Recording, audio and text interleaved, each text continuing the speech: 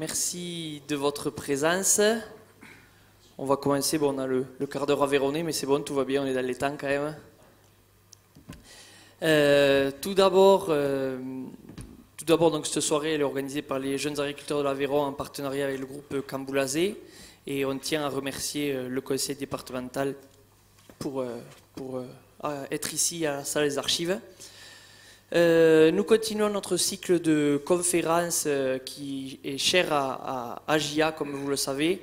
Le but de ces conférences, c'est un peu d'évoquer certains thèmes, certaines thématiques, prendre un peu de la hauteur, sortir un peu du quotidien et avoir une réflexion un peu plus poussée sur certains sujets.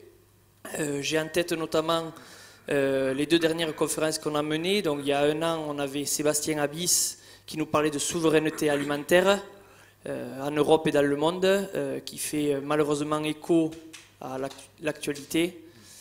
Et dernièrement en décembre, nous avons reçu Jean-Marc Jancovici qui nous a plutôt parlé donc climat et énergie, mais avec aussi une vision tout à fait différente et qui nous a fait prendre de la hauteur. Aujourd'hui, nous avons plaisir à recevoir un local de l'étape, j'ai envie de dire, Dominique Régnier, Aveyronnais, Ruténois.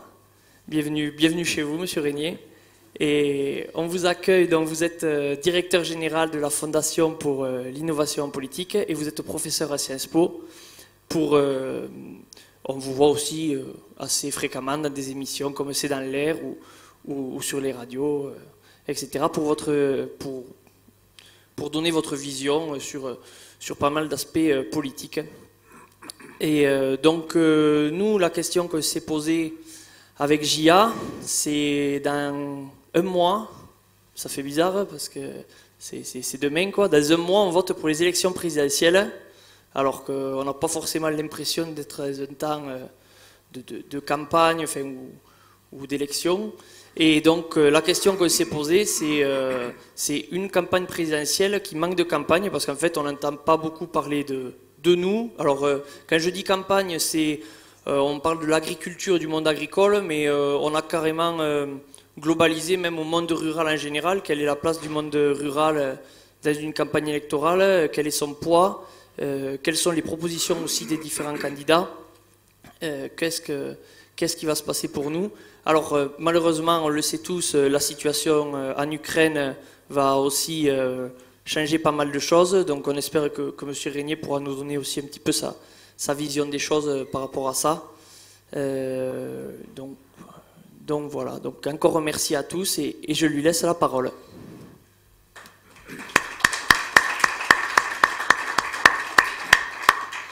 Merci beaucoup, merci pour cette invitation à échanger avec vous sur cette campagne présidentielle et la place du monde rural, de l'agriculture et des campagnes dans cette élection.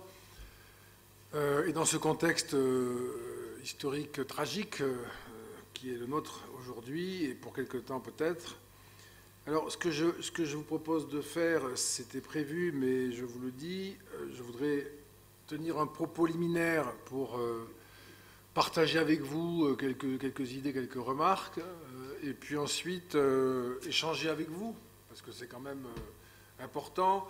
C'est pas parce qu'échanger c'est important sur le principe, ça c'est vrai, mais c'est aussi parce que la période est tellement particulière que ce sera sans doute nécessaire de partager nos points de vue et nos interrogations de façon très, très modeste, parce qu'évidemment, c'est plus facile de prévoir le résultat de l'élection présidentielle aujourd'hui que l'issue de la crise ukrainienne. Même si l'issue de la crise ukrainienne peut nous réserver des surprises pour la présidentielle.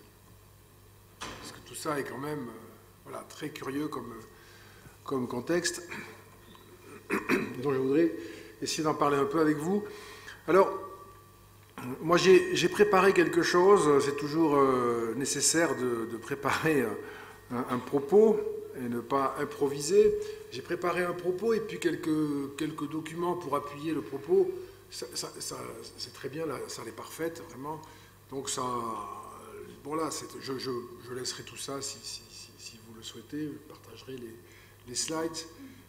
Si ça vous intéresse, vous les récupérerez. Il y a quelques données qui sont parfois parlantes. La première chose que moi je voudrais vous dire, c'est qu'il est une évidence, mais qu'il faut quand même poser, parce que raisonner, c'est aussi poser des hypothèses, des remarques fondamentales. La première chose que je voudrais poser, et ça fait écho à la situation actuelle, peut-être que, j'imagine que ce n'est pas ici que vous allez l'apprendre, mais on ne sait pas assez que l'agriculture, c'est au fondement de la politique. S'il y a une crise de l'agriculture, il y a une crise de la politique. Ce n'est pas des phrases comme ça, c'est des réalités profondes, structurantes, sur lesquelles il faut qu'on réfléchisse. Quand je dis que l'agriculture est au fondement de la politique, je fais référence à un passé très ancien, même si les racines sont moins profondes que d'autres encore. Mais grosso modo, comme vous savez que nous sommes des Homo sapiens, vous savez que nous sommes une espèce humaine qui a cohabité avec d'autres espèces humaines pendant longtemps, et que nous sommes depuis à peu près 100 000 ans l'espèce humaine qui finalement a dominé. Il y avait une biodiversité humaine au départ, il y a plusieurs espèces humaines. Et c'est notre espèce qui l'a emporté sur toutes les autres, qui ont d'ailleurs disparu. Donc nous sommes nous-mêmes le résultat d'une disparition de la biodiversité, celle des humains, dans l'Homo sapiens. Et vous savez aussi que cette espèce humaine que nous sommes, qui se caractérise par la taille du cerveau, ce qui fait qu'on a une boîte crânienne qui est très développée, ce qui fait les femmes ne pouvaient pas accoucher sans mourir, ce qui fait qu'on a été capable de naître parce qu'on est nés tous prématurés. Donc on est né dans un état d'impréparation à la vie, et vous savez que les animaux naissent en étant capables assez vite de se tenir debout, et même s'ils ne sont pas nécessairement tout autonomes, ils ont quand même une sacrée autonomie. Nous, c'est compliqué, et donc par cette caractéristique incroyable qui fait qu'on ne peut pas naître, ça ne passe pas si nous avons notre crâne développé, on est dans un état donc, de prématuré, il faut toute une socialisation pour qu'on puisse vivre. Et donc nous sommes aussitôt devenus, par cette transformation qui a pris quelques temps, nous sommes devenus une espèce totalement sociale, grégaire, qui ne vit pas sans communauté. Et nous avons vécu dans des communautés principalement nomades dans notre histoire, comme vous le savez. Nous étions surtout des nomades. Et puis nous nous sommes sédentarisés. Et la sédentarisation, elle s'est réalisée par, pour le dire comme ça, l'invention de l'agriculture et de l'élevage. Et là, on a pu faire vivre des communautés humaines, nos communautés, hein, grâce à la terre, grâce à l'élevage, grâce à l'utilisation de variétés végétales et des croisements. On a commencé à faire ça tout de suite. Mais nous sommes devenus sédentaires. Et nous avons cessé de suivre la nourriture, si je puis dire, soit les saisons pour la cueillette, soit les troupeaux pour la chasse, etc. etc. Et en nous fixant quelque part, avec cette capacité que nous donne l'agriculture et l'élevage, qui est une révolution extraordinaire, qui a eu lieu grosso modo il y a 10 000 ans du côté de l'Irak et de l'Iran d'aujourd'hui à peu près, et qui a mis longtemps à venir en Europe, hein, qui a mis beaucoup de temps, grâce à cette sédentarisation, eh bien, on a organisé la vie sur place. On a bâti des cités, en fait, à ce moment-là. Ce qu'on pourrait appeler des cités, c'est-à-dire des États, des nations, des grandes villes, je ne sais pas comment on pourrait appeler ça. Hein. La notion de cité, dans sa généralité, elle est utile. Et donc, il nous a fallu, nous les humains, par cette évolution de notre style de vie, il nous a fallu sortir d'un état qui a été surtout notre état jusqu'à aujourd'hui. Hein, si on fait la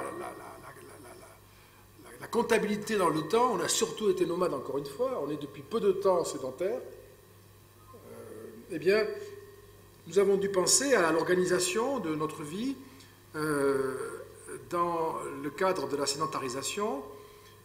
Et donc, on s'est mis à fabriquer ce qu'on va appeler plus tard l'économie, ce qu'on va appeler plus tard la puissance publique ou l'État. Et donc, on s'est aussi mis à réfléchir sur une relation qu'on pouvait avoir, nous, avec cette autorité qui nous gouverne. Parce que la question ne se posait pas en ces termes quand nous étions nomades. on pouvait s'éviter en plus quand il y avait apparemment, ce que nous disent les anthropologues, c'est qu'il y a eu peu de guerres entre les groupes nomades. Ils avaient le soin de s'éviter. Donc, on est rentré dans une relation avec une autorité qu'on va appeler l'État, qui nous a assuré la sécurité, le respect des contrats, on pourrait dire tout ça, ou la justice, la répartition des biens, je ne sais pas quoi, mais à laquelle il a fallu aussi apprendre à obéir. Donc on est rentré dans une interrogation sur le type de régime, comment on règle le rapport à l'autorité. Il faut bien qu'il y ait une autorité, sinon c'est compliqué, on le sait. Je ne vais pas bien sûr développer ce point. Et du coup, pour faire simple, on a eu deux types de régimes. C'est le mot simple qui n'a pas aimé, je sais pas pourquoi. On a eu deux types de régimes. Un régime, enfin, le type de régime, je fais très simple encore une fois, hein, c'est pas le sujet, mais un régime de type tyrannique, où on obéit parce qu'on n'a pas d'autre choix, et un régime fondé sur une forme de liberté, c'est-à-dire le consentement. Je me soumets ou je consens, pour schématiser beaucoup. Mais de toute façon, la cité nous a obligés de réfléchir à cette relation. Il n'était pas évident qu'on puisse obéir, se soumettre à un pouvoir étatique et mettre nos vies entre ses mains. Il y avait un contrat, il fallait discuter des conditions, quel service tu me rends pour que je t'obéisse à ce point, etc., etc. Donc il y a à partir de l'invention de l'agriculture et de l'élevage, nous avons clairement vu donner le jour à la politique telle qu'on la pratique aujourd'hui. Il n'y a pas de doute là-dessus. Et d'une certaine manière, je dirais que parler de l'élection présidentielle de 2022 ne doit pas nous faire perdre de vue cette origine-là. Et s'il y avait une crise de l'élection présidentielle, comme s'il y avait une crise du monde agricole, une crise majeure, il y aurait dans les deux cas une crise de la politique.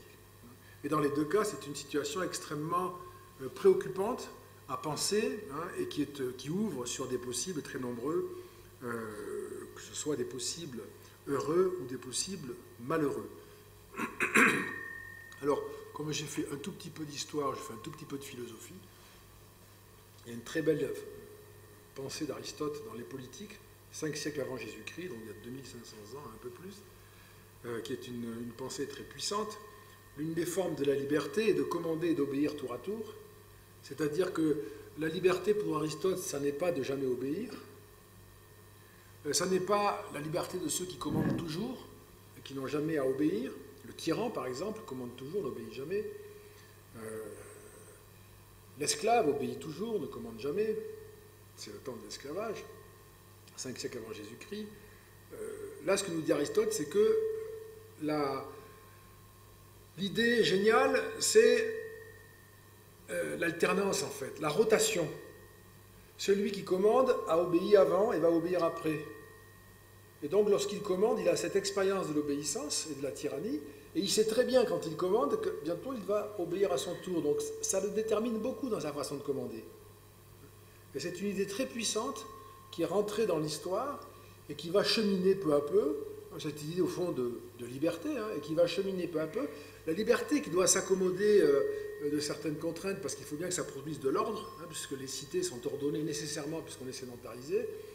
Ça peut être, encore une fois, un ordre tyrannique ou un ordre libéral, au sens de liberté. Là, il y a cette idée très puissante qui est de la rotation, commander, obéir tour à tour, et non pas simplement ne jamais obéir ou être toujours dans l'obéissance. Et puis ça, c'est un extrait du discours de Machiavel, enfin des discours de Machiavel, un extrait qui m'impressionne, moi, parce que c'est XVIe siècle, début du XVIe siècle, et Machiavel, qui ne vit pas dans une démocratie du tout, hein, et qui est loin qui mourra bien avant d'avoir connu ou d'avoir entrevu tout cela, qui écrit « Jamais un homme prudent ne doit fuir le jugement populaire sur tels objets particuliers comme la distribution des places et des dignités. » On dirait par exemple le président de la République, parce que c'est la seule chose sur laquelle le peuple ne se trompe jamais, ne se trompe pas. Et s'il se trompe quelquefois, c'est bien moins que ferait un petit nombre d'hommes chargés de ces distributions.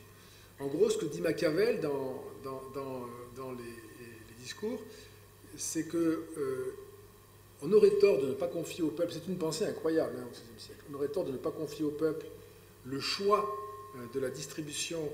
Je ne sais pas pourquoi j'ai écrit la compétence du people. Vous avez vu? C'est moi qui l'ai écrit tout à l'heure, ça. Je voulais écrire la compétence du peuple. Quelque chose qui est apparu. Je ne sais pas pourquoi. Peut-être que le people, c'est un peu aujourd'hui. Que le peuple, c'était au moment de Machiavel. Cette idée que, au fond, il y a un sens de la responsabilité chez les gouvernés qui leur permet de désigner les personnes compétentes capables de gouverner. Et donc, cette pratique de l'élection à laquelle on va se livrer bientôt, elle est très ancienne, au fond, comme idée. Elle est pratiquée depuis des milliers d'années. Elle est parfois combinée avec le tirage au sort. Je vais évidemment passer là-dessus, je vous rassure. Mais il me semble que, d'une certaine manière, on se trouve aujourd'hui en 2022 à la croisée de ces chemins-là, à la fois la fondation des cités, de la politique, par l'agriculture, l'élevage, et puis cette manière de se choisir des maîtres. Il faut que je l'approche? Ouais, vous pensez qu'il faut que je l'approche? Merci beaucoup. Je faisais le contraire.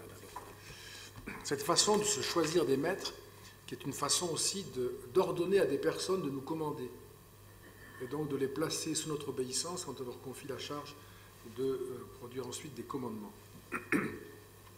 Bon, c'est un sujet qui me paraît être aujourd'hui dans les réflexions que nous avons à l'approche de l'élection présidentielle. Je voudrais réunir ces deux problématiques. Nous allons voter le 10 avril et le 24 avril prochain. C'est la 11e élection présidentielle au suffrage universel direct depuis 1965. Pour ceux qui ont le goût de l'histoire, il y a eu une élection présidentielle au suffrage dit universel en 1848. C'était le suffrage masculin. On peut aussi la prendre en considération, ses caractéristiques. C'est la première fois dans l'histoire, en tout cas politique, qu'on a demandé à autant d'individus de choisir quelqu'un, une personne. Un Napoléon Bonaparte, ça s'explique très bien d'ailleurs, mais pour la première fois, tous les hommes pouvaient voter en France, de plus de 21 ans, qui n'étaient pas curés, qui n'étaient pas soldats, qui n'étaient pas serviteurs de maison. Tous les hommes pouvaient voter de plus de 21 ans. Je précise d'ailleurs, parce que ce n'est pas assez connu, même les hommes de couleur. C'est pas connu ça. Il y a eu d'ailleurs des députés de couleur à ce moment-là, alors que les femmes ne pouvaient pas voter, même de la plus grande aristocratie, même de très grande fortune, même comme Marie Curie, avec 2 prix Nobel, elle ne pouvait pas voter. Elle a été ministre en 1936, elle n'a pu voter qu'en 1944. Donc l'opposition de la République au vote des femmes a été bien plus forte que l'opposition de la République au vote des personnes de couleur. Ce n'est pas très connu comme réalité, et je trouve que c'est particulièrement important à savoir, y compris parce que ça nous éloigne beaucoup d'un modèle auquel parfois on est comparé de manière outrancière, qui est le modèle des États-Unis, où aux États-Unis, il a fallu une grande décision en 1965 pour que les Noirs américains puissent à peu près participer au scrutin, donc plus d'un siècle après la France, pour ce qui concerne en tout cas les hommes. 1965, c'est la première élection présidentielle au suffrage universel. On va faire la 11e élection. Et moi, je pense que quelque chose n'est pas vu aujourd'hui en 2022. Souvent, on réfléchit, on interroge sur cette élection, comment va-t-elle se passer, est-ce qu'elle va bien se passer, etc. Rassurons-nous, ça fait longtemps qu'elles se passent mal, les élections présidentielles. Ce n'est pas une blague, hein, ce n'est pas un mot. Hein. Là, j'ai fait un calcul. Vous avez en légende, mais je ne vous embêterai pas avec ça, hein, ce sera sûrement pour vous dire que c'est documenté par la légende. Encore une fois, les slides seront à vous. Quand on fait le total des votes pour les candidats anti-système, pour l'extrême gauche ou l'extrême droite, si vous voulez, hein, plus les votes blancs et nuls, et l'abstention, calculée au nombre d'électeurs inscrits, vous avez cette évolution-là. C'est-à-dire que nous étions en 2017 à 61% des électeurs qui, au premier tour de la présidentielle, 61% des électeurs qui, au premier tour de la présidentielle, votaient blanc, votaient nul, votaient pour un candidat anti-système d'extrême gauche ou anti-système d'extrême droite. 61%. Et même si c'est le record précédent était 2002 avec pratiquement 54%, effectivement ça fait beaucoup, mais avant c'est 46, avant c'est 38, avant c'est 34, enfin vous voyez la courbe. En fait, ça fait un moment que ça se dérègle. Et je pense qu'il est très important d'avoir à l'esprit ce dérèglement de longue durée. Parce que certains d'entre vous ici n'étaient pas nés quand ça a commencé à se dérégler, ou alors étaient très petits, ne s'y intéressaient pas. Mais ça fait quand même pas mal de temps que le dérèglement est observable. Et d'une certaine manière, cette élection, si on veut se fonder sur la série des élections, nous enseigne une chose, c'est celle d'un dérèglement qui ne cesse de prendre de l'ampleur. Et grosso modo, pour aller plus vite, si vous voulez, sur les raisonnements, et pas passer trop de temps sur les détails, ce qu'on pourra réserver à l'échange si c'est nécessaire pour vous, grosso modo, le moment où ça commence à la fois à triompher puis à aller mal, c'est après 1981. Je dis bien après, je ne dis pas en 81. 81, c'est un grand moment démocratique, qu'on soit de gauche ou de droite, parce que c'est la première fois qu'il y a un président de gauche qui est élu, et que depuis 1965, c'est un président de droite, et qu'on a l'impression qu'au fond, que cette Ve République, elle n'est faite que pour assurer l'élection de la droite. Donc il y a un doute là-dessus. 81, c'est la gauche, et donc c'est une espèce de grande démonstration démocratique. Mais il y a un effet déceptif du pouvoir, que ce soit la droite ou la gauche, il y a un effet déceptif, de plus en plus puissant, de plus en plus précoce, et avec des effets qui sont de moins en moins favorables à l'opposition institutionnelle. C'est-à-dire que lorsque la gauche déçoit à partir de 81, les électeurs vont en partie vers l'abstention, et puis certains vont directement passer à ce qui s'appelle à l'époque le Front National, d'autres vont aller ensuite de l'abstention au Front National, quelques-uns iront à droite, enfin bref, ça commence à ne plus fonctionner comme on l'avait imaginé, c'est-à-dire la gauche déçoit, la droite devient majoritaire, la droite déçoit, la gauche reprend le pouvoir, vous voyez le tic-tac régulier d'une société ordonnée par deux forces principales qui s'opposent et en même temps se succèdent. Ça ne marche plus du tout. À partir de, si on prend la présidentielle, à partir de 88, je ne vais pas vous donner tout ça, mais enfin, à partir de 88, nous avons un candidat fameux, Jean-Marie Le Pen, qui atteint 14,5% pratiquement au premier tour. C'est un événement considérable. À l'époque, tout le monde est persuadé que c'est une espèce de fièvre et que ça va passer. En 95, il fait 15%. En 2002, il fait presque 17%. J'arrondis un peu. Il est au second tour, on s'en souvient tous, enfin, quand on l'a vécu. Il est au second tour face à Jacques Chirac. Il est battu, oui, mais il est au second tour. Donc déjà 88, 95, 2002, 88, ça fait longtemps maintenant. Hein. C'est une évolution qui est quand même sacrément puissante. Il y a 2007 qui est une espèce de retour à la normale avec la grande défaite de Jean-Marie Le Pen qui fait moins de 11% parce qu'il s'est trompé d'élection, c'est l'élection de trop. Nicolas Sarkozy n'était pas Jacques Chirac dans le style, etc., etc. Oui, mais avant 2007, il y a eu 2005, le référendum sur la Constitution européenne, où le non l'a emporté avec plus de 55%. Donc ça s'agite beaucoup, beaucoup quand même dans l'électorat français. Et puis en 2012, Marine Le Pen est candidate. Et là, tout le monde pensait à l'époque, c'est curieux, que... Vous voyez à quel point, je dis ça aussi, je ne pense qu'à la période présente en disant tout ça, on est à l'affût du signe du retour à un monde qui nous est familier. Ça, c'est un truc fascinant, je trouve. C'est-à-dire qu'on a sur une période qui est longue, 88, 95, 2002, ça fait du temps. Hein. On a une information pathologique, 88, une deuxième, 95, une troisième en 2002, et à chaque fois c'est plus fort.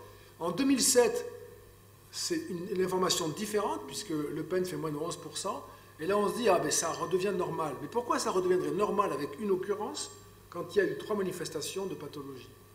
Et 2012, avec Marine Le Pen candidate, ça repart, puisqu'elle fait un score, je donnerai les détails si ça vous intéresse, mais en fait elle fait le meilleur score de tous les candidats du FN, y compris son père, plus Bruno Maigret en 2002. Statistiquement, elle fait mieux, et en 2017, elle est au second tour. Et en 2022, on verra bien. Apparemment, elle y est aussi. Donc, ça commence à être quand même... Pour moi, si vous voulez, c'est le signe que l'élection ne va plus fonctionner. Elle peut produire des présidents, et je ne dis pas des présidentes, elle peut produire des présidents, on verra bien, mais pour le moment, il n'y a eu que des présidents, mais elle ne peut plus fonctionner comme elle prétendait le faire. Il s'est passé maintenant plus de temps dans le dysfonctionnement de la présidentielle que dans son fonctionnement normal. Et donc, il faut quand même s'interroger sur le contexte dans lequel nous sommes. Il y a de toute façon une crise de l'élection présidentielle, quel que soit le contexte. Si en plus on a un contexte historique qui perturbe le comportement de tous les acteurs, alors ça crée un effet plus grand encore de déstabilisation. Et nous y sommes, parce que nous avons à la fois la sortie, je ne sais pas, en tout cas, nous avons le trend de la crise sanitaire, qui a eu des effets très importants sur la société française. Ils ne sont pas tous d'ailleurs connus, et ils seront peut-être connus dans pas mal de temps, parce que ce n'est pas simple de faire l'inventaire de tout cela. Mais nous avons maintenant à nouveau, à peine avons-nous le sentiment d'en avoir terminé avec Omicron, qui paraissait moins fort que les prédécesseurs, que nous avons une crise historique de très grande ampleur, une guerre qui, voilà, où déjà au bout de 3 jours, on parlait d'utiliser l'arme atomique pour accélérer les opérations. Donc c'est dans ce contexte déjà très fragile que nous avons cette crise historique. Et si vous voulez, l'élection présidentielle, au fond, il y a 2 modèles d'interrogation. Soit on veut savoir qui est le futur élu, et on peut raisonner, on peut discuter, on peut d'ailleurs aussi se tromper, y compris en ayant l'impression que c'est facile à prévoir. Et puis il y a aussi la question qui se pose de, bon, l'élection va avoir lieu, il y aura un résultat, et comment ensuite la France va vivre ce résultat, rétrospectivement, combien de temps ça va prendre à mesurer que cette élection était très particulière dans un pays extraordinairement fragile et tendu. Je ne sais pas, on a tous observé ce mouvement fascinant qu'ont été les Gilets jaunes. Je vous rappelle que les Gilets jaunes ont obtenu dans l'opinion un taux d'approbation au moment où c'était vraiment l'acmé de la protestation, au moment où les Gilets jaunes étaient même dans des rapports, c'est compliqué les Gilets jaunes, en tout cas des Gilets jaunes étaient dans des rapports très violents le samedi dans la manifestation, où en gros les images n'étaient pas très jolies, il y avait 80% d'approbation dans l'opinion. Et aujourd'hui, quand on fait la mesure, moi je la fais régulièrement, quand on fait la mesure, on a 45% des Français qui nous disent avoir une image très positive des Gilets jaunes.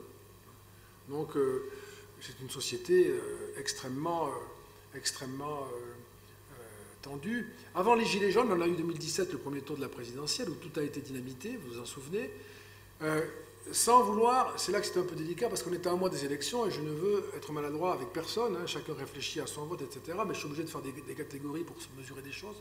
Donc ne prenez pas ça pour la stigmatisation. Mais si on prend 2017, le vote en faveur de l'extrême gauche, en faveur de Jean-Luc Mélenchon en 2017, plus Marine Le Pen, plus Nicolas Dupont-Aignan qui avait accepté d'être son Premier ministre en cas de victoire, vous vous en souvenez, au premier tour de la présidentielle, si vous faites cette addition-là, vous êtes déjà pas très loin de 50% des électeurs, des suffrages exprimés, plus de 45%. Et donc, il n'y a quand même pas simplement, si vous voulez, il y a eu les Gilets jaunes, mais avant, vous avez ça. Et il est évident que entre cette série que je vous montre ici, que je vous rappelle, et puis le premier tour de 2017, et puis les Gilets jaunes ensuite, et tout le reste, la protestation, les protestations auxquelles on a assisté, qui témoignent d'une société extrêmement fébrile et très protestataire, il n'y a pas de raison je dirais, d'imaginer, enfin je ne vois pas pourquoi on imaginerait une élection paisible, et si le résultat est paisible, c'est en apparence, et qu'en dessous, j'imagine, il y a une ébullition qui va s'exprimer à un moment ou à un autre, hein, peut-être aux législatives, puisque c'est le 9 juin seulement, peut-être en dehors du système électoral, parce que ce sera une protestation non électorale, c'est tout à fait possible que ce soit une protestation non électorale. Les Gilets jaunes n'ont pas voulu présenter de candidats, ceux qui l'ont fait ont été désavoués, n'ont pas eu de résultat. Les Gilets jaunes n'ont pas voulu former de parti politique, pas de syndicats, pas de représentants, pas de programme. Et pourtant, quelle puissance que ce mouvement qui est né sur Facebook et qui s'est ensuite organisé sur les ronds-points, c'est tout à fait saisissant, cette espèce de disruption totale du système de représentation médiatique et politique à travers les Gilets jaunes. Donc dans ce contexte-là, les choses sont évidemment tendues et je ne vois pas comment il pourrait y avoir une sorte de calme plat pendant et après la présidentielle.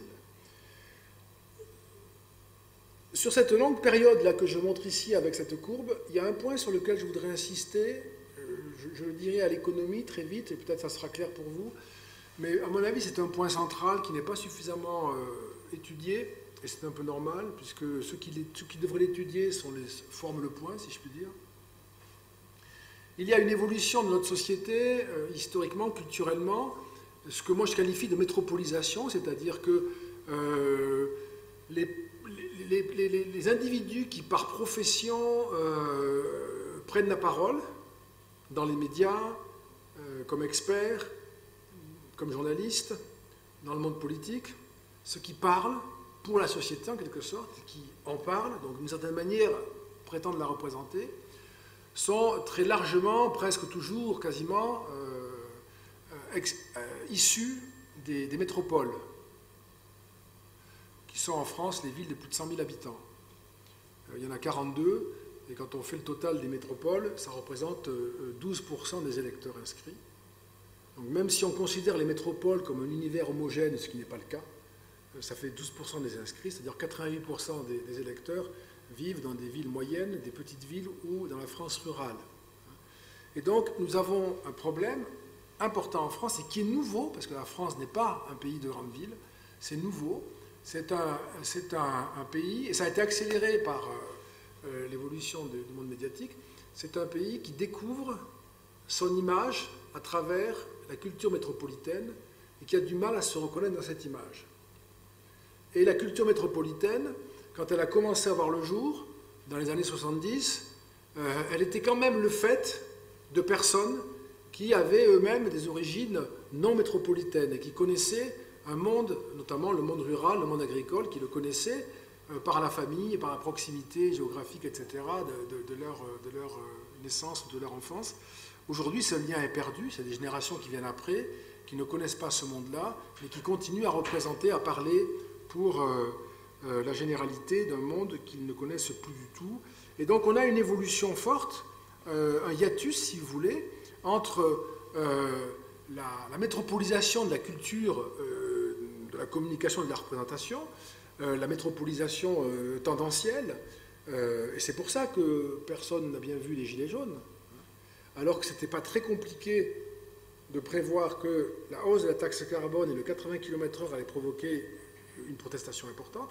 Ne pas le voir, c'est le symptôme d'un système de représentation et d'expertise qui n'a plus la culture de l'ensemble du pays.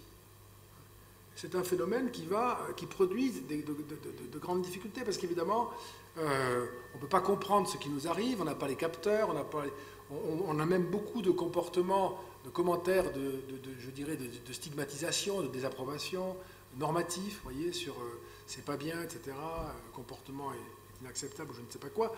Et donc on ne voit pas on n'a pas cette espèce de connaissance et d'empathie qu'on pourrait avoir en observant simplement la société qui est la nôtre. Donc nous avons ce problème en plus d'avoir non seulement une crise de la représentation politique qui est bien connue par la défiance, par la décrédibilisation, par le désintérêt, mais aussi une crise de la représentation médiatique qui va avec, et les politiques sont aussi mal jugés que les journalistes lorsqu'on fait des évaluations des professions, malheureusement pour les uns et pour les autres, parce que c'est un jugement excessif, mais outrancier parfois, mais les politiques et les journalistes souffrent du même discrédit dans l'opinion et de la défiance presque la plus complète. Donc on a cet arrière-fond aussi qu'il faut avoir à l'esprit, et même cette idée au fond que le monde agricole, qui est une idée typique de la culture métropolitaine, que le monde agricole n'existe presque plus, qu'on pourrait se passer de lui, que l'idéal serait de se passer de lui, que,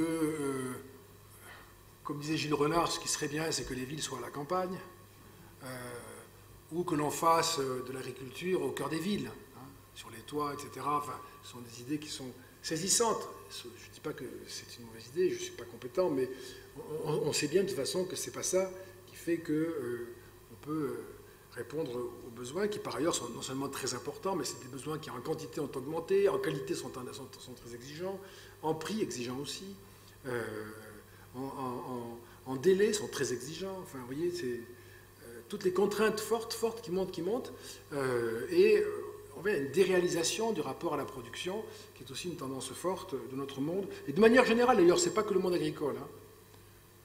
On ne voit plus les gens travailler aujourd'hui quasiment. La société de service, c'est ça aussi. On ne voit pas des gens qui travaillent, qui produisent. Il faut vraiment chercher pour voir Quand vous êtes dans une ville, pour voir quelqu'un qui travaille, il faut chercher. Hein. Et si c'est un chantier, il faut soulever la bâche. Hein, vous avez remarqué, parce qu'on ne voit plus les gens travailler, les ouvriers sont derrière la bâche, ils sablent, par exemple. Voilà, il y a des bâches avec des publicités ou des grands portraits ou je ne sais quoi. On a beaucoup de mal à voir la production s'effectuer, donc ce n'est pas propre au monde agricole. C'est l'idée d'une invisibilisation des tâches de production qui, d'une certaine manière, rappelle aux consommateurs qu'il faut quand même produire, fabriquer, consommer de l'énergie, transporter, pour apporter sur la table du consommateur ce dont il a besoin et qui provoquerait sa colère s'il devait s'en passer. Il y a une forme d'incohérence, on le sait bien, bon, c'est un des traits de cette culture métropolitaine, qui est que les choses arrivent comme par magie. Le blé arrive par magie dans des boîtes qui sont bien packagées, avec écrit dessus biscuits, et voilà, c'est le petit garçon qui, devant de la reniflant de la chlorophylle, dit ça sent le chewing-gum. C'est exactement ça, c'est l'inversion des perceptions. Voilà. Et cette idée que moi je trouve extrêmement problématique, parce qu'elle s'installe, cette idée d'un monde rural et d'un monde agricole qui est un monde passé.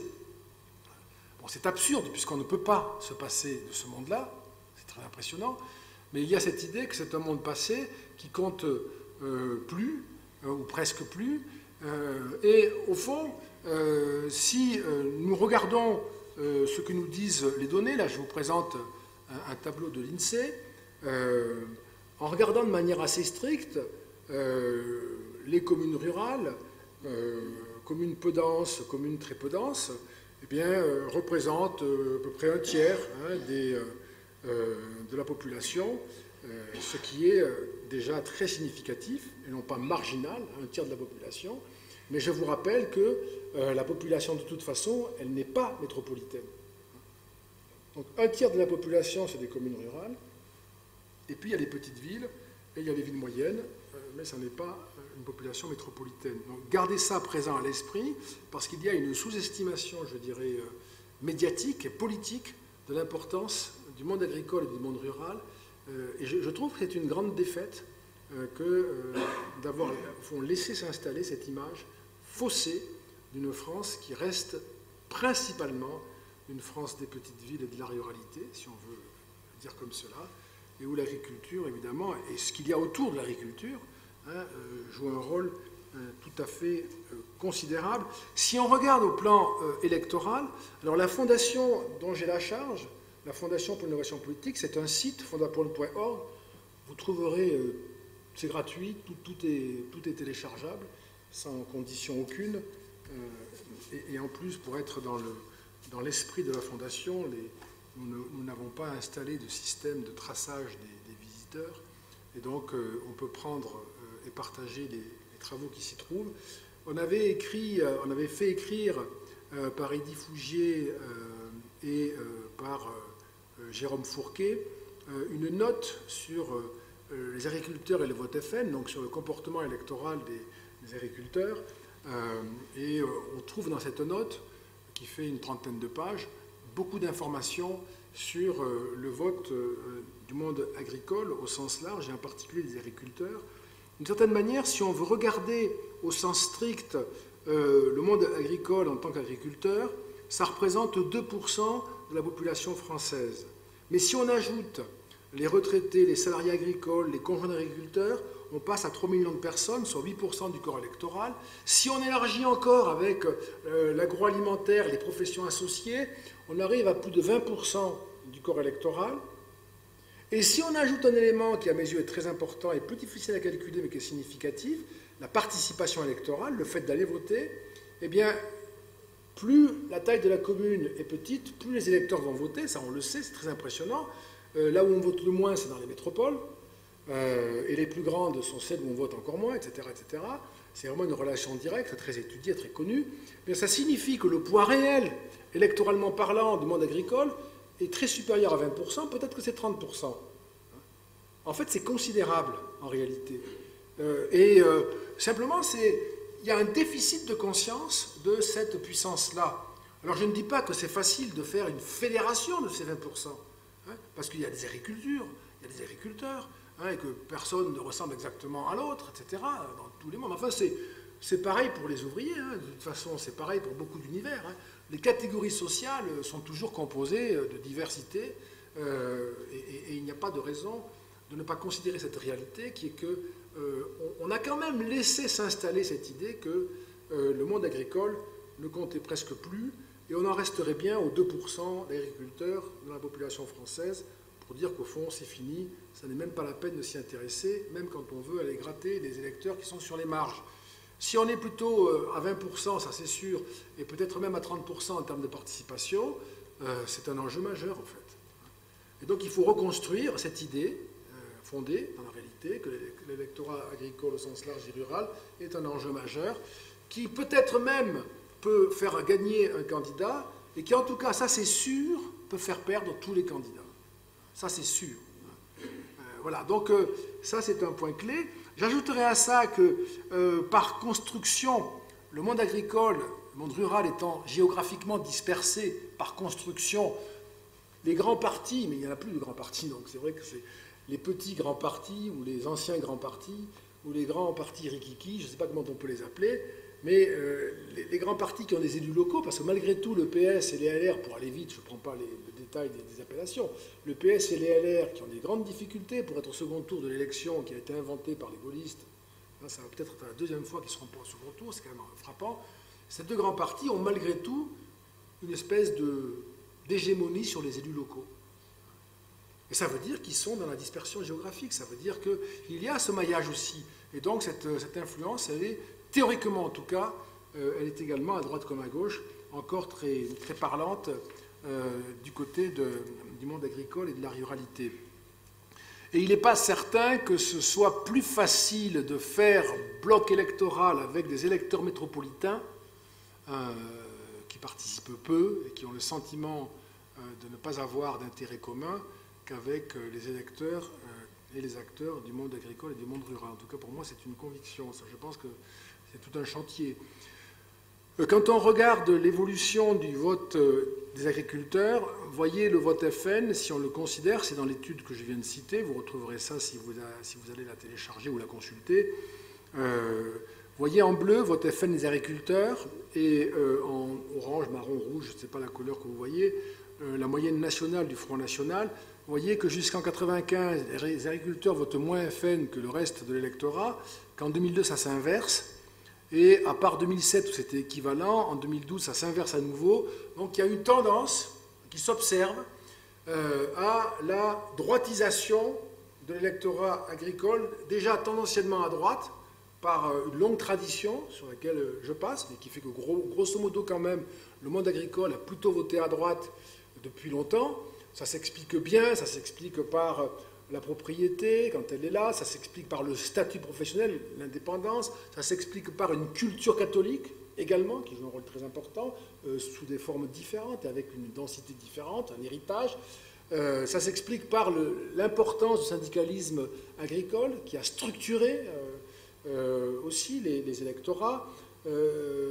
Eh bien, là, il y a quelque chose qui a changé autour de 2002, parce que ça nous fait un point de repère, c'est la présidentielle, hein, mais ça s'est peut-être passé un peu avant, etc. Ça ne marche pas comme ça, bien sûr, c'est un révélateur de l'élection. On a un électorat qui non seulement est à droite, mais qui penche sur la droite de la droite. Et ça, c'est une expression, bien sûr, de la protestation, d'une forme de désarroi, de colère de la part du monde agricole, le sentiment d'être au fond délaissé ou bien expulsé du centre des considérations. C'est sans doute pas avec ce genre d'évolution que quelque chose se construit, c'est-à-dire que la protestation vous met à la fois au centre de l'actualité quand il y a l'élection, parce qu'il peut y avoir un score très important qui fait par exemple que Jean-Marie Le Pen, puis Marine Le Pen, puis Marine Le Pen sont au second tour de la présidentielle, ça fait un événement médiatique, mais l'issue du vote, jusqu'à présent, ne fait pas de doute. Jusqu'à présent, c'est-à-dire aujourd'hui, là, vraiment aujourd'hui, 8 mars 2022. Il faut attendre pour savoir ce qui se passera d'ici le 10 avril, et on pourra échanger là-dessus. Il y a des hypothèses possibles. Voilà, donc, je passe sur ces données-là.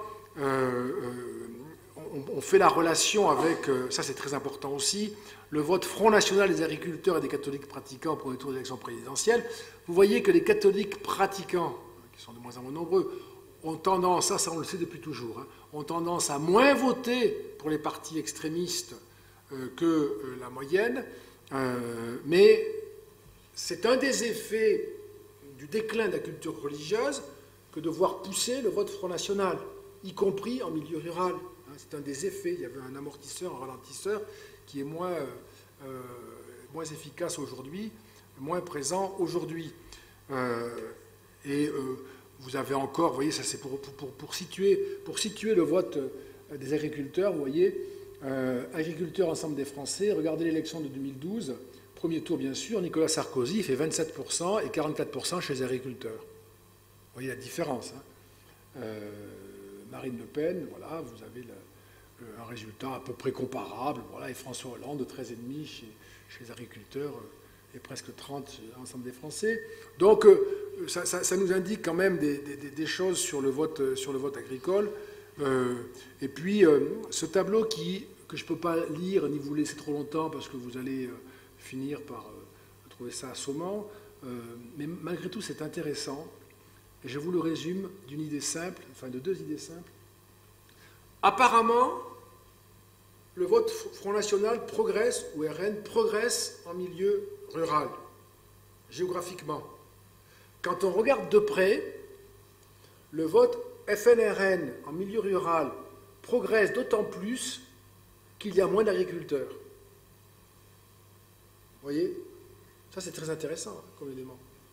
C'est-à-dire qu'il ne suffit pas de regarder la densité démographique, la taille des communes, et de dire je suis dans le rural, c'est un vote FN, donc les paysans votent FN. C'est pas comme ça qu'il faut voir les choses, il faut regarder dans le détail. En fait, plus il y a d'agriculteurs dans le monde rural, moins le vote FN est fort. Et inversement. Même s'il y a un phénomène de vote FNRN dans le monde agricole. Là où le vote FNRN dans le monde agricole est le plus fort, c'est quand le monde agricole est en grande difficulté. Voilà. Et que le monde environnant, évidemment, en souffre. Tout le monde, enfin, je dis des choses que vous savez par cœur, mais c'est pour le raisonnement. Tout le monde qui vit autour de l'agriculture subit évidemment les répercussions de la crise du monde agricole, et c'est un monde qui vote RN. Et donc, voilà. Alors qu'un monde agricole actif, efficace, performant, fait rayonner son activité alentour et provoque le ralliement, comme on dit électoralement parlant, des électeurs vers des partis de gouvernement ou des partis modérés, comme on veut. Voilà. Et c'est certain que sur les élections régionales de 2015, quand on regarde la distribution du vote en fonction de trois grandes familles politiques, celles qui ont dominé le scrutin des régionales de 2015. Vous avez la droite LR qui est à 38% dans le monde agricole. Vous avez le FN à l'époque qui est à plus de 26%, et puis le PS à 17%.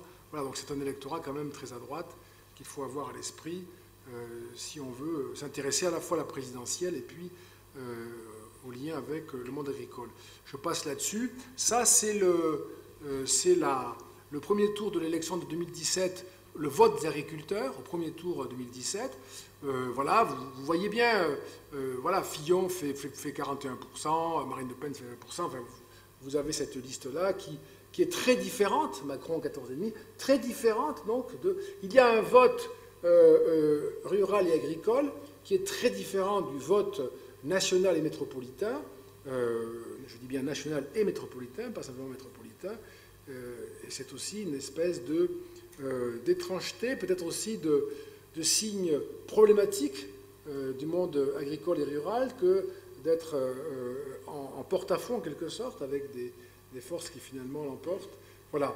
Et dans le contexte qui est le nôtre aujourd'hui, je voudrais insister sur un point qui nous amène directement à la situation présente, qui est le fait qu'au fond, nous vivons une époque, là maintenant, depuis le 24 février, tragique et compliquée, très menaçante, Je suis, bien sûr, on peut l'imaginer, je pense qu'on est tous ici, totalement incapables d'anticiper la suite de la crise ukrainienne, la guerre qui a commencé en Ukraine.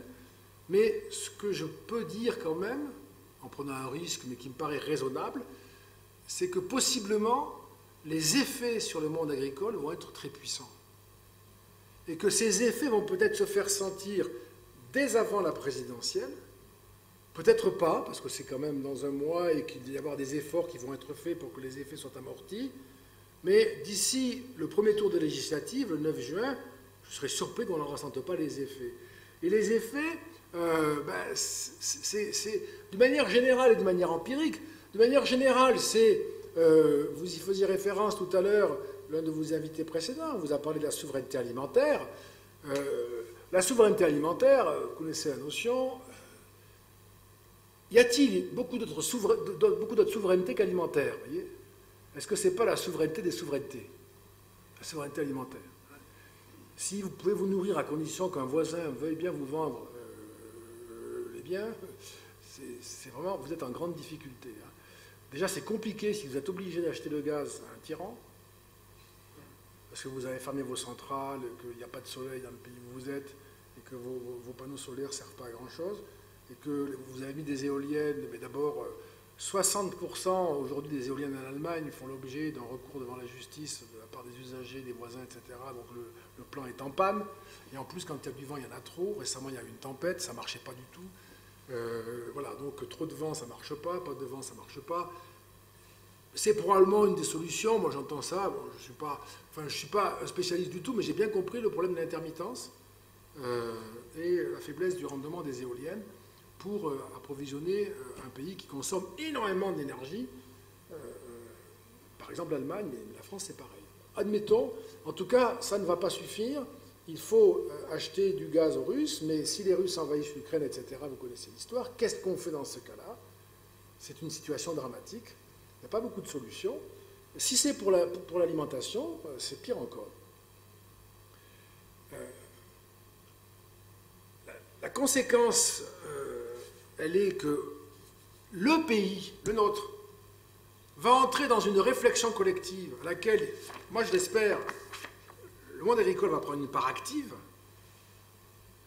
parce qu'il va falloir expliquer, c'est le moment de réexpliquer beaucoup de choses, à quelles conditions une agriculture peut nourrir un peuple sur un territoire comme la France, de grande tradition agricole, on le sait, qui a été très abîmée quand même, cette tradition, par les décennies précédentes, à quelles conditions il est possible de nourrir un peuple dès lors que on s'est quand même placé dans une situation extrêmement périlleuse de devoir importer beaucoup de notre alimentation, y compris des productions que nous savons parfaitement accomplir. Importer de la volaille, c'est pour un pays comme la France, voilà, je ne suis pas un spécialiste, mais je trouve ça quand même un peu étonnant, hein, tout simplement parce qu'on a une réglementation, voilà, je sais que c'est des sujets sensibles, mais on ne peut pas toujours dire, comme c'est sensible, j'en parle pas, c'est pas possible. Je ne vois pas pourquoi les Polonais feraient une volaille catastrophique en qualité par rapport à la nôtre, ou alors qu'on m'explique pourquoi on l'importe plutôt que d'en produire ici. Enfin, je n'arrive pas à comprendre cette situation dans laquelle on se place, et je souhaite j'ai beaucoup d'amitié pour les Polonais. C'est pas un sujet de compétition, mais enfin, il s'agit d'avoir de l'autonomie alimentaire. On ne sait pas très bien si ce sujet-là a été bien expliqué. Il va falloir en reparler. Il y a un effort de compréhension qui va être fait, et les gens vont comprendre par le prix. Ils vont comprendre aussi par le prix donc, de l'alimentation, le prix de l'énergie aussi. Et il va y avoir un moment, si vous voulez, où les esprits vont s'ouvrir, on y entre là, hein, vont s'ouvrir et seront disponibles pour discuter, se faire expliquer, ce qui a peut-être été expliqué 20 fois, mais c'est difficile d'expliquer à quelqu'un qui pense que non, c'est pas la peine, tout ça est passé, etc., ou bien que ça ne l'intéresse pas, parce qu'il n'a pas de problème particulier. Et donc là, il y a un moment en quelque sorte même de retrouvailles, si vous voulez. Et ça, vous avez peut-être vu cette courbe, hein, c'est le prix de la tonne de blé. Bon, on est vers les 400 € la tonne. Et vous avez les pics, vous voyez, émeute de la faim, printemps arabe, crise alimentaire. Vous voyez, elles sont en dessous. Hein. Et donc, franchement, même moi, je ne suis pas du tout un spécialiste des céréales, je ne suis pas un spécialiste de tout ça, mais je vois cette courbe. Par contre, même quand on n'est pas un spécialiste de la politique, hein, qu'est-ce qui peut nous arriver au plan mondial si les matières premières, alors énergétiques, les gilets jaunes sont partis sur la taxe carbone et le 80 km/h, moi je peux imaginer à quelle vitesse, à quelle hauteur ils vont arriver si le prix de l'énergie continue à monter comme il monte. Enfin, c'est pas soutenable politiquement. Dans une société qui a été habituée... Les gilets jaunes, ça a donné une compensation budgétaire de 17 milliards d'euros. Qu'est-ce qui se passe si la hausse du prix, elle continue, si elle se poursuit avec l'impact sur nos vies en termes de transport ou en termes d'alimentation, de chauffage par exemple, même si c'est plutôt la bonne saison qui arrive. Bon, qu'est-ce que ça va produire? Bon, là, on voit bien, hein, et là, vous avez ce graphique parfaitement documenté par le prix du blé à la tonne sur une échelle de temps qui correspond à des crises politiques liées à la difficulté de s'alimenter. Mais si on fait cette courbe depuis le XVIIIe siècle, on aura la même chose. On sait parfaitement quel est le rôle que joue, les historiens ont montré ça, quel est le rôle que joue le prix des céréales, en particulier, sur la déstabilisation des régimes politiques et l'effondrement des systèmes. Ça n'est pas soutenable politiquement. Ça n'est pas soutenable. Au fond, dans ce contexte-là, il est extrêmement important de considérer les ajustements que vont devoir opérer les politiques, les responsables. Et en particulier, il y en a un qui m'a beaucoup frappé, vous l'avez sans doute vu vous aussi, c'est le commissaire à l'agriculture qui a fait une déclaration le 2 mars à propos du Green Deal, le grand programme européen. Nous devons garder un œil attentif sur les objectifs de ces politiques en ce qui concerne la sécurité alimentaire. Donc et il a ajouté, nous ne voulons pas balayer ces stratégies, le Green Deal, hein, vous savez, vous avez en tête ça, je suppose, hein, ça vous intéresse. Nous ne voulons pas balayer ces stratégies, nous ne voulons pas les remettre en question, mais il y a d'autres éléments qui doivent être examinés compte tenu de la situation actuelle. En gros, le verdissement de la PAC, c'est un objectif, de mon point de vue, et je l'ai écrit antérieurement, je dis ça pour pas qu'il y ait d'ambiguïté sur l'expression là, mais je comprends cette idée, mais elle apparaît depuis le moment où elle a été formalisée, exprimée, c'est comme le principe de précaution, chez nous. Ce sont des idées qui apparaissent dans des sociétés qui ont perdu le sens de la réalité historique, qui ne pensent plus possible qu'une catastrophe se produise, parce que nos vies ont été, pendant quelques décennies, ce qui est beaucoup et très peu, c'est une vie humaine, moins qu'une vie humaine. Nous avons eu cette joie incroyable, cette fierté totale, grâce à tout ce qui a été fait par les ancêtres, en particulier après 1945, mais avant aussi beaucoup de choses, mais je passe. On a eu 70 ans de prospérité, de liberté, de confort, de progrès humain, et les apparences en tout cas étaient fantastiques. En réalité, il y avait des problèmes derrière qui se voyaient depuis un moment déjà. 25, 30 ans, on voit que ça se dérègle. Eh bien, parce que les choses se passent bien, on en déduit qu'elles vont bien se passer. C'est une idée totalement inappropriée. Et comme cette idée, avec le temps, est venue dans l'esprit des élites, des nouvelles générations, qui ont eu l'impression que c'est comme ça depuis qu'elles sont enfants, et donc elles grandissent, elles ont des responsabilités, et le monde qui est le leur est un monde irénique, où il n'y a plus de guerre, parce que nous sommes interconnectés, parce que nous avons des valeurs universelles, parce que nous pouvons nous parler, parce que nous avons trop d'intérêts communs, parce qu'il y a beaucoup d'argent en jeu. Moi, j'aimerais qu'on explique, très franchement, pourquoi un pays comme la Russie, qui gagne tant d'argent qu'il distribue si mal, qu'il utilise si mal, parce que la Russie est dans un état catastrophique. Mais il y a tellement d'argent qui rentre en Russie, des milliards de dollars qui rentrent en Russie, qui enrichissent beaucoup de Russes, pas le peuple, mais beaucoup de Russes. Comment un système qui s'enrichit à ce point, avec une élite, les oligarques qui s'enrichissent à ce point, comment ce système fait-il pour se lancer dans une guerre aussi aventureuse que la guerre contre l'Ukraine?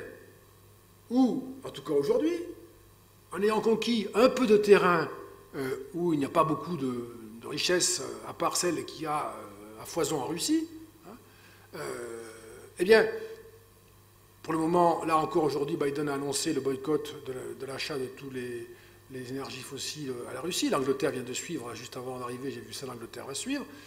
Je ne vous fais pas la liste des sanctions, même si elles ne sont pas toujours appliquées. Attends, ça commence à faire beaucoup, ça pose évidemment des problèmes. D'ailleurs, pourquoi Poutine aurait-il fait cette déclaration, disant l'autre jour, je considère que les États qui décident des sanctions contre nous commettent un acte de guerre.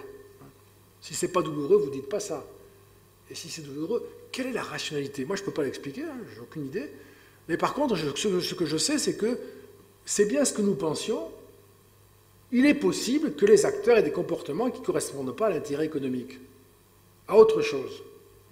Ou pas à l'intérêt économique à court terme, à autre chose. Ça n'a pas été prévu par les gouvernances. Pas du tout. Ça n'a pas été... nous avons cette idée positive, optimiste, comme si nous étions partis pour 1000 ans de croissance et de confort. Qui peut penser ça? Si on se le dit calmement, on dit c'est impossible. L'histoire n'a jamais été comme ça. C'est impossible. On a vu le danger climatique, on l'a beaucoup décortiqué, on l'a beaucoup formalisé. Mais moi, ma formule, c'est le réchauffement politique est plus rapide que le réchauffement climatique. Je suis convaincu de ça.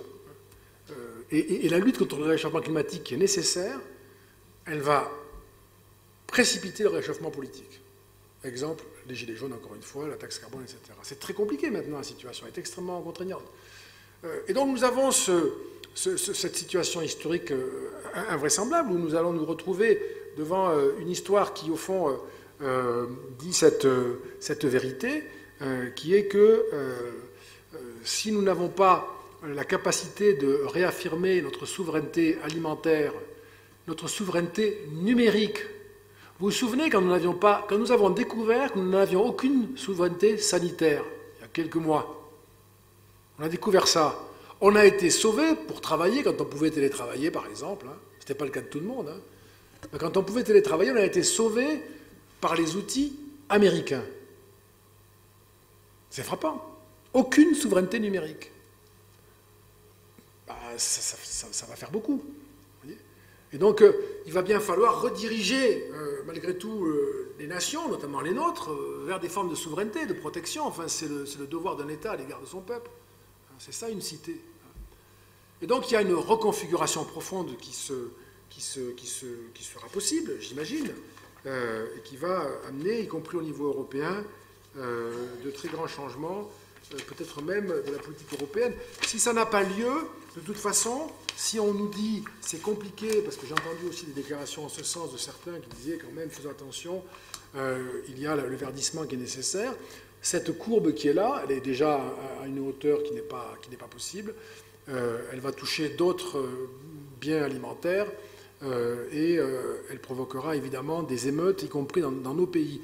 J'ajoute ceci, comme vous le savez, le blé, quand on fait une courbe comme ça, le blé, ça se consomme partout dans le monde. Le continent africain, l'Afrique du Nord, l'Afrique subsaharienne, l'Asie, ont un besoin considérable de blé. À ce prix-là, ce n'est pas pour eux. Impossible. Donc, ils ne vont pas se nourrir. Impossible. Moi, j'aimerais qu'on me dise qu'est-ce qui se passe dans ce cas-là. Comment on fait? Et comment on fait pour à la fois verdir l'agriculture, défendre une baisse des rendements ou de la productivité, nourrir la population, être capable d'exporter, parce que si on n'exporte pas, on va laisser tomber ces pays à leur sort, Et si on n'exporte pas, nous les Européens, nous les Français, si on n'exporte pas, je ne vais pas être plus long, hein, mais si on n'exporte pas, ça veut dire qu'il y a un duopole qui va s'occuper de ça. C'est la Russie, les États-Unis. Bon, la Russie, pour le moment, c'est un peu compliqué. Mais il n'y aura pas de pouvoir vert européen, il n'y aura pas de contribution française au pouvoir vert. Ce n'est pas important qu'il y ait dans le monde une exportation française, une exportation européenne, pour donner du choix, de la liberté, des marges à des pays qui sont des pays fragiles, des pays du Sud. Voilà, donc de très grands enjeux qui ne sont pas simplement domestiques, ou qui ne sont pas seulement domestiques, je dirais, qui sont aussi planétaires. Et comme vous le savez, on sait tous, hein, c'est des choses fondamentales, mais le fait qu'il y ait des émeutes ou des déstabilisations de régimes au Maghreb ou en Afrique subsaharienne, pour nous, c'est conséquence directe très rapide, hein, sur le terrorisme. En Afrique, par exemple, on voit bien que partout où il y a, en raison du réchauffement climatique ou de l'assèchement des sols, partout où il y a un déclin de l'agriculture, il y a une poussée du djihadisme. Et ça, c'est des tendances, vous voyez. Mais quand il y a une accélération de la paupérisation ou de la malnutrition, voire de la famine, à cause de l'inflation des prix des biens alimentaires, eh bien, c'est très facile ensuite de recruter des partisans, etc., dans tous les domaines. Donc, ce sont des moments compliqués. Et c'est dans ce cadre-là, si vous voulez, que moi, je m'interroge. C'est une vraie curiosité. Je conclus vraiment là-dessus, en espérant ne pas avoir été trop long. C'est une vraie curiosité, mais je me demande comment on fait pour, quand se rencontrent deux événements comme ça, c'est-à-dire d'un côté une élection présidentielle très fragile, déjà déréglée, et de l'autre côté une crise internationale qui est déjà lancée à grande vitesse, qui va se produire de toute façon, produire ses conséquences sur plusieurs années désormais, hein, puisqu'on en parlait tout à l'heure, mais on parlait des semences de maïs, et donc déjà c'est en Russie. Et donc déjà, ça repousse à très très loin les conséquences de la crise, c'est-à-dire plusieurs années. Comment tout ça va produire ses effets à moyen terme, à long terme, mais déjà à court terme, pour le 10 avril et le 24 avril, parce que déjà, il peut y avoir des perturbations. Et si de toute façon ça passe, ce qui aujourd'hui, on ne sait rien, on va dire le plus probable, parce que je ne peux pas imaginer, mais de toute façon, nous entrons dans une période de grande instabilité, et cette élection aura lieu dans un moment où l'instabilité commencera à se faire ressentir, et les électeurs vont rétrospectivement juger l'élection quelques mois plus tard, en éprouvant chaque mois davantage la déstabilisation du monde, dans une élection où le débat n'aura pas vraiment eu lieu, en fait. Mais de toute façon, il avait lieu avant le 24 février, le débat, on y a tous assisté. Ce n'était pas un débat très intéressant. Je suis désolé de dire ça, hein. Je ne veux pas être à l'emporte-pièce, etc. Mais le débat n'a pas été très... Cette présidentielle, elle est étrange. On n'a pas vraiment eu le temps d'aborder des débats. Et puis quand on a eu le sentiment qu'on allait pouvoir enfin en parler, il s'agit de parler d'autre chose qui est dominant et dramatique. Donc une certitude, si nous avons les sondages que nous avons aujourd'hui, le 10 avril, eh bien, on connaît le résultat. Ce que l'on ne sait pas, c'est les conséquences du résultat, parce que c'est le contexte qui déterminera les conséquences du résultat. On peut peut-être passer, si vous avez encore un peu de temps, à un jeu de questions-réponses. Moi, je dors chez moi à Honnay-le-Château, donc je peux discuter, si vous voulez, un peu avec vous. Allez-y.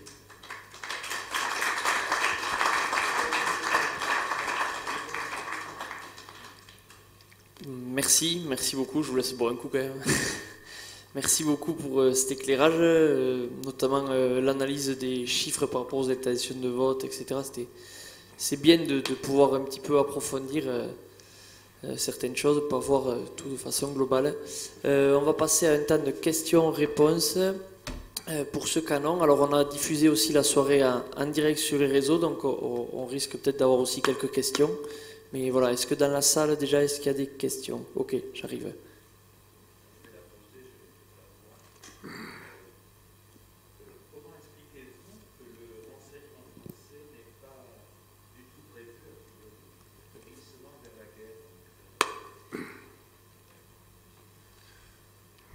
Je vais me renseigner. Ben, je ne sais pas. Je ne sais pas. Parce que, honnêtement, là, je ne peux pas savoir. En tout cas, je considère que je ne sais pas du tout. Je fais juste un parallèle avec la déclaration récente du chef d'état-major de l'armée allemande qui a dit, vous avez peut-être vu sa déclaration, son état de colère, en disant, ça fait des années, que j'explique aux politiques en Allemagne, donc, que nous ne sommes pas dimensionnés sur le plan militaire pour faire face à une grave crise relativement proche. Nous y sommes et nous ne sommes pas prêts. Enfin, je suis très, très en colère, dit-il. Donc il y a une... Il y a une espèce d'assurance. Moi, enfin, je ne sais pas donc répondre à votre question, qui est une très bonne question, hein, je ne sais pas y répondre. Je peux simplement imaginer, et ça fait peut-être partie de la réponse, mais je suis vraiment démuni pour vous répondre au fond, je peux quand même imaginer qu'il y a quelque chose qui a contribué à ça, c'est cette culture irénique dans laquelle nous baignons depuis longtemps.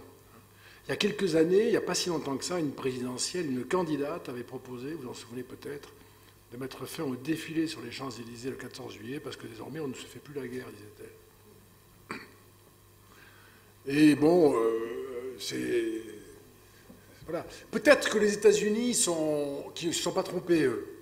Peut-être que les États-Unis ne se sont pas trompés parce qu'ils ont des services plus puissants. Peut-être aussi que c'est un pays qui a une espèce d'appel constant je ne sais pas, à la méfiance, à l'effort, vous voyez, il y a peut-être un état d'esprit qui n'est pas, enfin c'est certainement pas le même que chez nous. Et d'une certaine manière, si je poussais un peu loin, je dirais que, enfin un peu loin, je pousse un peu plus, mais c'est plus spéculatif, je dirais que nous souffrons, nous, d'être un pays où, grosso modo, on a le sentiment que nous ne pouvons pas avoir de problème et que si nous en avons un, c'est un scandale politique et qu'il faut absolument que les autorités interviennent. Donc, voilà, c'est... Si nous avions un autre rapport, je dirais, à la réalité, nous n'aurions pas trop souvent ce comportement collectif consistant à penser qu'il doit bien y avoir une administration qui s'occupe de ce problème. Moi, parfois, par ironie, pour blaguer, je dis ce qui serait bien, c'est qu'on crée une fonction publique de croyants pratiquants réguliers dont le métier serait d'aller à la messe le dimanche. Comme ça, ce seraient des fonctionnaires. Ils iraient à la messe le dimanche, comme ça, nous serions sauvés. Et leur boulot, ce serait de prier le dimanche pour éviter que les églises ne se vident exagérément. On pourrait penser, on pense presque en ces termes, nous, c'est-à-dire qu'il y a bien quelqu'un qui va s'occuper de ce service que je ne peux pas prendre en charge. Et finalement, à un moment donné, lorsque on est dans cet état d'esprit, eh bien, le pari est davantage que la situation confortable va perdurer. Je dirais cela. C'est peut-être... Si des personnes qui savent écoutent cela, elles vont peut-être trouver ça inapproprié, mais je pense que ça fait partie de l'explication.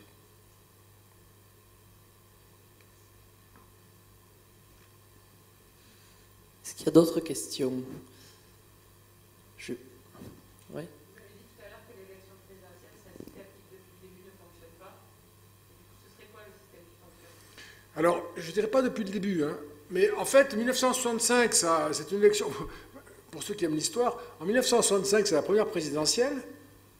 Le fondateur, le père, le général de Gaulle, se présente. Il apprend qu'il n'est pas élu au premier tour. Il dit à ses conseillers, je démissionne. Une réaction immédiate. C'est un échec. Ça ne marche pas, ce truc. Pas de débat entre les deux tours. Il ne débat pas avec François Mitterrand. Il est élu 55%, quelque chose comme ça, au second tour. Mais c'est quand même un sentiment mitigé pour lui. Deuxième élection présidentielle, 1969. D'abord, De Gaulle démissionne avant la fin de son mandat, donc ça paraît un peu bizarre. Deuxième élection présidentielle, 1969. C'est le record d'abstention et de vote blanc, parce qu'au second tour, c'est bonnet blanc, blanc bonnet, Pompidou-Poher. Les Français, ça les intéresse complètement de l'élection. Bon, comme c'est le choix entre Pompidou et Poher, de toute façon, ça n'a pas de caractère de gravité. En plus, la France est en pleine croissance, etc. Mais l'élection est considérée comme sans intérêt et ne permettant pas le débat. Et le président élu, Pompidou, il meurt avant la fin de son mandat, en 1974. Donc, peut-être 74 se passe bien, 81 c'est l'alternance. Voilà, je pense qu'à chaque élection présidentielle, en fait, ça a quand même été un peu curieux. Ce que je trouve, c'est que cette élection, mais ça c'est un point de vue, hein, elle est extrêmement périlleuse. Je ne sais pas si... Vous savez qu'aux États-Unis, c'est une élection indirecte. Et ceux qui ont inventé cette élection indirecte, ils l'ont fait sciemment, bien sûr. Ils ne voulaient pas de la désignation directe d'un président par le peuple. Parce qu'ils craignaient les effets de démagogie et de populisme, notamment. Et donc, nous avons cette structure-là, cette organisation qui est vraiment très périlleuse, où on demande à tous les Français inscrits, là on est plus de 47 millions, d'aller choisir une personne. C'est fantastiquement démocratique dans la description, mais il y a un point qui est préoccupant, c'est lorsque nous avons un taux de croissance de 4-5% des excédents à distribuer, la campagne, ça consiste à promettre des réformes, des progrès, et c'est formidable parce qu'on en a fait plein, on en a fait énormément dans tous les domaines, et on trouve, je dirais, une interaction positive à vouloir faire telle réforme plutôt que telle autre, mais quand nous rentrons dans un cycle, nous y sommes depuis longtemps normalement, où il est impératif d'expliquer que l'on va reprendre des blocs entiers de ce qui a été donné, par exemple la retraite, eh bien, là, les gens ne sont pas d'accord. Et il faut toujours élire un président au suffrage universel. Et vous avez toujours un candidat qui va arriver pour dire ce qu'ils vous disent est faux, on peut tout à fait continuer comme ça. L'argent, il y en a, il suffit de le prendre là où il est, ou je ne sais pas quoi. On aura beaucoup de mal à faire valider par un nombre significatif des options désagréables qui appellent au renoncement à des droits considérés comme acquis. Donc c'est une élection qui n'est pas faite pourtant difficile.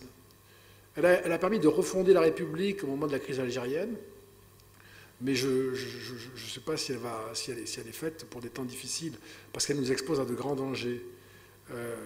On va peut-être avoir pour la troisième fois un candidat anti-système au second tour. C'est vraiment compliqué maintenant. Est-ce que chaque présidentielle va se solder par un choix au second tour comprenant un candidat anti-système ou périlleux? C'est un problème, ça, fondamental, c'est un problème fondamental. Où est l'élection, où est le choix, où est la régularité, où est le débat, de quoi parle-t-on? Enfin, donc l'élection est quand même désormais plus un problème qu'une solution pour régler nos difficultés. Et les méthodes alternatives, de toute façon, il n'y en a pas 36, parce qu'on peut inventer des tas de systèmes électoraux et institutionnels, mais en gros, il y a des principes simples.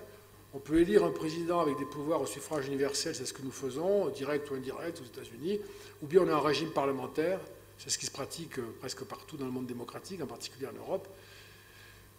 Je ne sais pas si les Français en veulent, je ne sais pas s'ils aimeraient aller aux législatives, et puis le parti qui gagne désigne le Premier ministre, et ensuite il y a une coalition.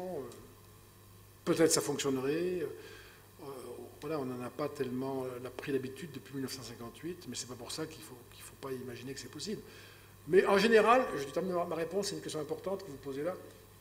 Ma tendance serait à vous dire, je ne crois pas que si nous avons des difficultés à faire des choses, ce n'est pas parce que nous avons un mauvais système institutionnel, c'est parce que nous ne voulons pas prendre des décisions. En particulier les décisions désagréables.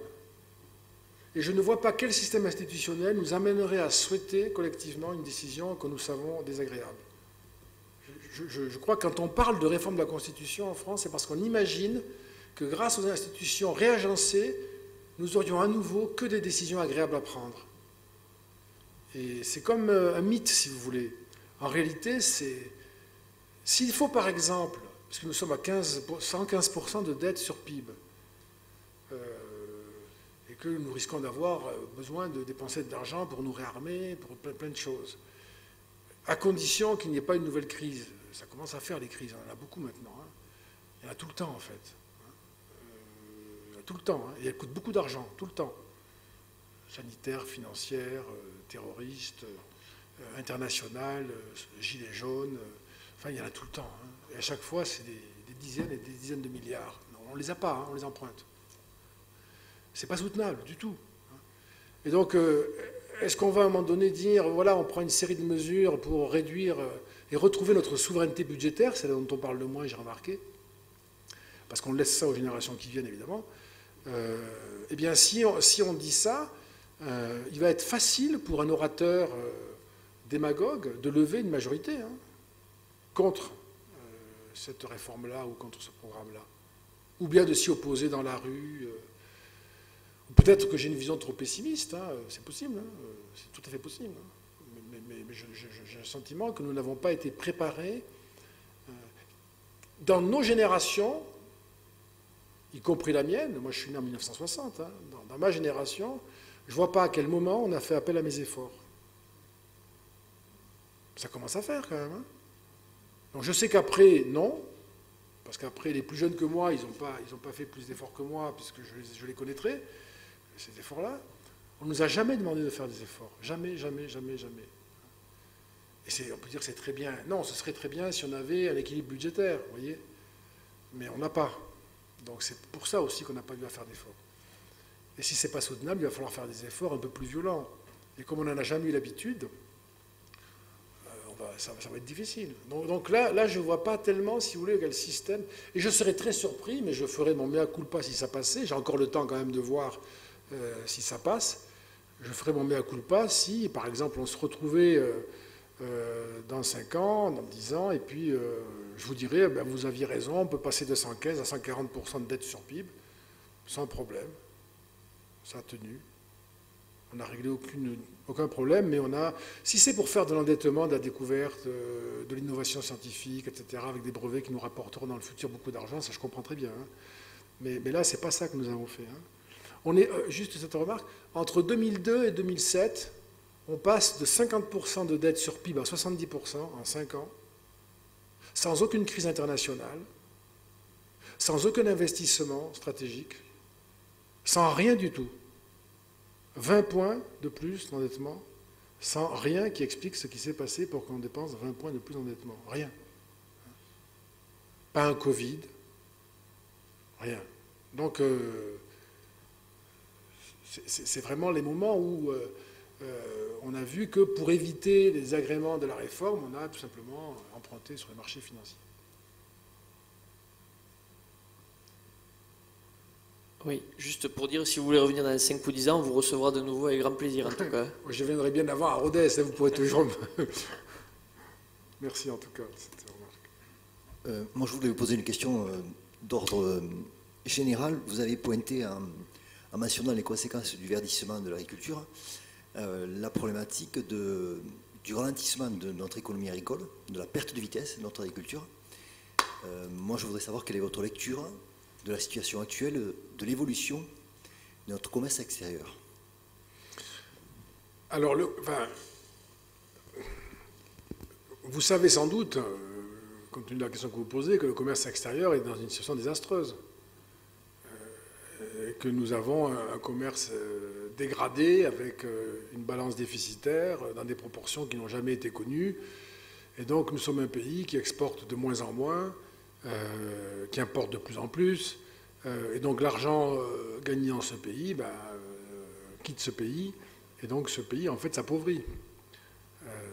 Donc surtout, ça c'est une question importante, je vous remercie vraiment, parce que quand on parle, puisque là c'était un peu quand même autour de ce sujet-là que nous étions réunis, mais moi j'aime bien insister sur le fait que les problèmes que rencontre le monde agricole, c'est des problèmes, il y a plein de problèmes, on en a tous plein, mais c'est des problèmes économiques aussi, qui sont les problèmes de la production en France, c'est-à-dire des problèmes que rencontrent tous les producteurs en France, agricoles ou non agricoles. Et qu'il y a donc une problématique générale, comment ce pays fait-il pour, année après année, rendre la situation de ses producteurs si difficile, si... Moi, je considère qu'en France, les gens qui produisent, je le dis sincèrement, sont de super champions, parce que c'est comme les athlètes qui font à peu près le temps des coureurs de très bon niveau, pas les meilleurs, mais de très bon niveau, simplement ils ont juste 1 kilo à chaque pied, et ils font quand même le temps de ceux qui n'ont pas 1 kilo à chaque pied et qui sont de niveau intermédiaire. Vous voyez, c'est très difficile désormais. Et on a même des comparaisons qui sont étonnantes. Au sein de l'Union européenne, pourquoi y a-t-il ces différences entre l'activité économique française et l'activité économique ou agricole d'ailleurs de pays qui sont complètement intégrés au même système que nous, à l'euro, aux normes européennes, que ce soit l'Espagne ou l'Italie par exemple sur le plan agricole ou même sur le plan de la pêche pour l'Espagne, dans des secteurs très comparables, on voit le désavantage de la situation des Français alors même que nous sommes dans un espace totalement homogène. Qu'on ne puisse pas se comparer avec des puissances ou des pays lointains, avec des niveaux de vie très différents, etc., ou des systèmes de normes très différents, et peut-être exagérément laxistes, parce qu'il y a du dumping juridique, mais quand même, c'est pas là qu'il y a un problème. Le problème, c'est qu'on est très mal classé à l'intérieur d'un univers qui est le nôtre, l'Union européenne. On est mal classé pour la dette publique, on est mal classé pour la balance commerciale, on est mal classé pour... le classement PISA de la performance des élèves, on est mal classé pour... Enfin, c'est quand même tout à fait frappant, ça. Qu'on soit mal classé ici et puis très bien classé là, oui, on peut comprendre. Donc là, il y a une difficulté quand même considérable. Et malgré tout, moi, je n'accable pas ceux qui sont au pouvoir. C'est quelque chose qui se fait sur des décennies, ça. Hein. Ça ne se fait pas en 5 ans, hein. Ça se fait sur des décennies. C'est évident. Ça fait longtemps que nous sommes conscients que les choses ne vont pas bien et que cependant, on n'a pas le sentiment qu'il y ait vraiment un rétablissement de la situation, où c'est très marginal, où c'est pas durable.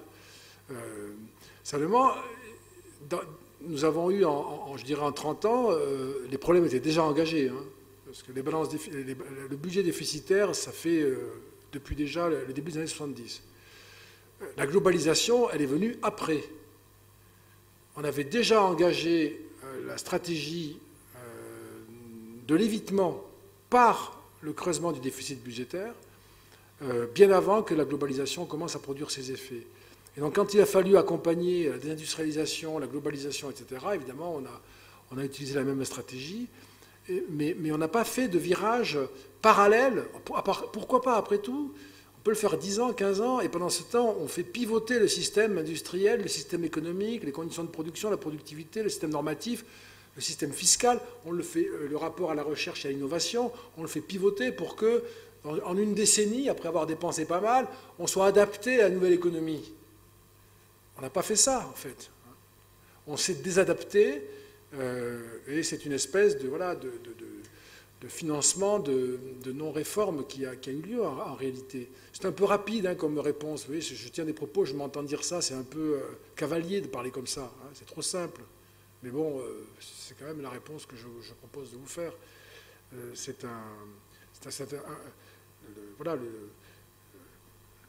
On sait, je prends un exemple, on sait que le système normatif français est extrêmement contraignant. C'est très compliqué. Tout le monde sait ça. Tout le monde le vit. On a même engagé depuis plusieurs années à différentes reprises des chantiers de simplification législative. Aucun n'a commencé à aboutir. C'est rare qu'il n'ait pas produit des normes supplémentaires. C'est terrible, hein, mais c'est vraiment... Et il a fallu se mettre autour de la table, créer des commissions, etc. C'est vraiment toute une machinerie hein, qui n'arrive plus du tout à produire autre chose qu'elle-même. Donc c'est une énorme difficulté. Tout le monde vit ça. Hein. Même, je dirais, je ne sais pas comment dire, le simple rapport à la contrainte administrative de l'individu, c'est extraordinairement complexifié. Et donc, la machine, de plus en plus... quand on regarde ce qu'on fait tous, les uns et les autres, pour l'administration, eh bien, en fait, si on devait compter en heures travaillées fonction publique, ce que l'on fait pour l'administration, parce qu'elle nous demande de déclarer toute une série d'activités qui sont des activités qu'on peut avoir, mais des activités aussi contre des personnes avec lesquelles on est en relation, eh bien, vous avez une fonction publique qui est encore plus puissante, encore plus importante, puissante, je ne sais pas, que celle que nous avons. Donc cette espèce d'excroissance normative est tout à fait contradictoire avec la performance économique, ça on le sait. Mais elle devient aussi contradictoire, et ça c'est très grave, avec les performances en termes d'innovation. Tout à l'heure, je faisais référence au principe de précaution, qui a brisé l'innovation en France, qui fait de l'innovation non pas le risque de se tromper seulement ou d'échouer soi-même seulement, mais le risque d'être pris dans un système de responsabilité parce qu'il y a un principe de précaution et qu'à partir de ce moment-là, il est interprété d'une façon invraisemblable. S'il y a un risque, on s'abstient, c'est absurde. Hein. Souvent, l'abstention est une prise de risque qui ne se vit pas comme une prise de risque. Et donc, ça a eu des effets terribles. En matière de biotech, je suis passé dessus rapidement, mais en matière de biotechnologie, on se prive de ressources très importantes parce que nous avons des contraintes européennes, plus fortes encore en France, qui nous empêchent de développer ce qui était autrefois une grande spécialité française, le génie génétique. L'édition du génome, c'est une invention française, on peut même le dire comme ça. Nous devrions être les numéros 1 au monde, nous n'existons même pas. Et ça s'est fait en 25 ans, ça. Nous n'existons même pas, alors que le pouvoir au XXIe siècle, ça va être les mathématiques, c'est-à-dire l'intelligence artificielle, ça va être l'édition du génome. Nous étions des super cadors sur ces deux dimensions, nous n'existons plus, du tout, du tout. L'édition du génome, c'est le fameux CRISPR-Cas9, les ciseaux génétiques, les ciseaux moléculaires. M'en demandez pas plus, parce que je ne pourrais pas expliquer. Mais enfin, j'ai vu ça de près. On a fait des études là-dessus à la Fondation. J'ai commandé ça à des gens qui savent. Hein. Vous les trouverez. Vous savez qu'Emmanuelle Charpentier a eu le prix Nobel pour ça, la française, qui enseigne en Allemagne. Elle n'enseigne pas à l'Institut Pasteur où elle a commencé, parce qu'il n'y a pas les conditions possibles, elle ne peut pas travailler. Voilà, tout est comme ça, sans arrêt. 41% des brevets déposés sont américains, 41% des brevets déposés sont chinois, le reste c'est européen et très peu français. Nous devrions avoir ça pour nous. Nous serions la plus grande puissance biotechnologique du monde. Vous imaginez ce que ça signifierait sur le plan agricole, sur la protection de la biodiversité, parce que les conséquences sont considérables, sur la protection de l'environnement, la réduction des intrants, la résistance au stress hydrique. Il y a des tas de conséquences majeures qui se développent ailleurs, y compris sur le continent africain, et moi je m'en félicite pour les Africains, sincèrement, qui importent des solutions génétiques que nous aurions pu, nous, partager avec eux, mais qui viennent d'ailleurs parce que c'est compliqué de le faire ici, pour des tas de raisons, et je dis ça en Aveyron, et je sais le poids qu'a eu un militantisme aveyronnais là-dessus, au moment de la bataille contre les OGM,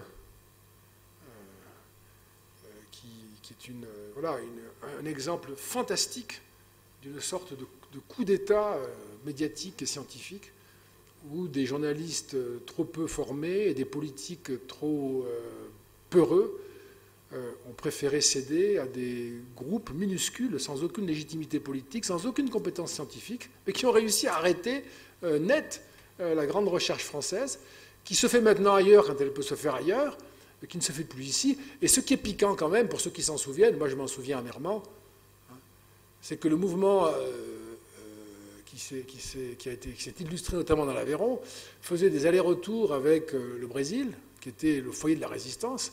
Aujourd'hui, le Brésil, en matière d'édition génétique, édition du génome, il nous dame le pion. Même les Allemands nous dament le pion. Donc nous avons organisé la défaite de nous-mêmes, avec un soin précieux. C'est tout à fait étonnant, ça. Voilà, donc c'est pas possible de perdre ces batailles-là. C'est le XXIe siècle, ça. Ça, c'est clair. Moi, je souhaite aux agriculteurs de reprendre cette bataille-là, de la gagner. Et je dirais que je crois profondément, parce que je suis, en dépit de ce que je raconte, je suis optimiste. Mais je crois qu'il y a des moments où ça casse, parce que la réalité s'impose. Et que là, c'est en train de casser. Et quand ça casse, au moins après, on ne peut pas éviter de constater que c'est brisé et qu'il faut refaire. Voilà.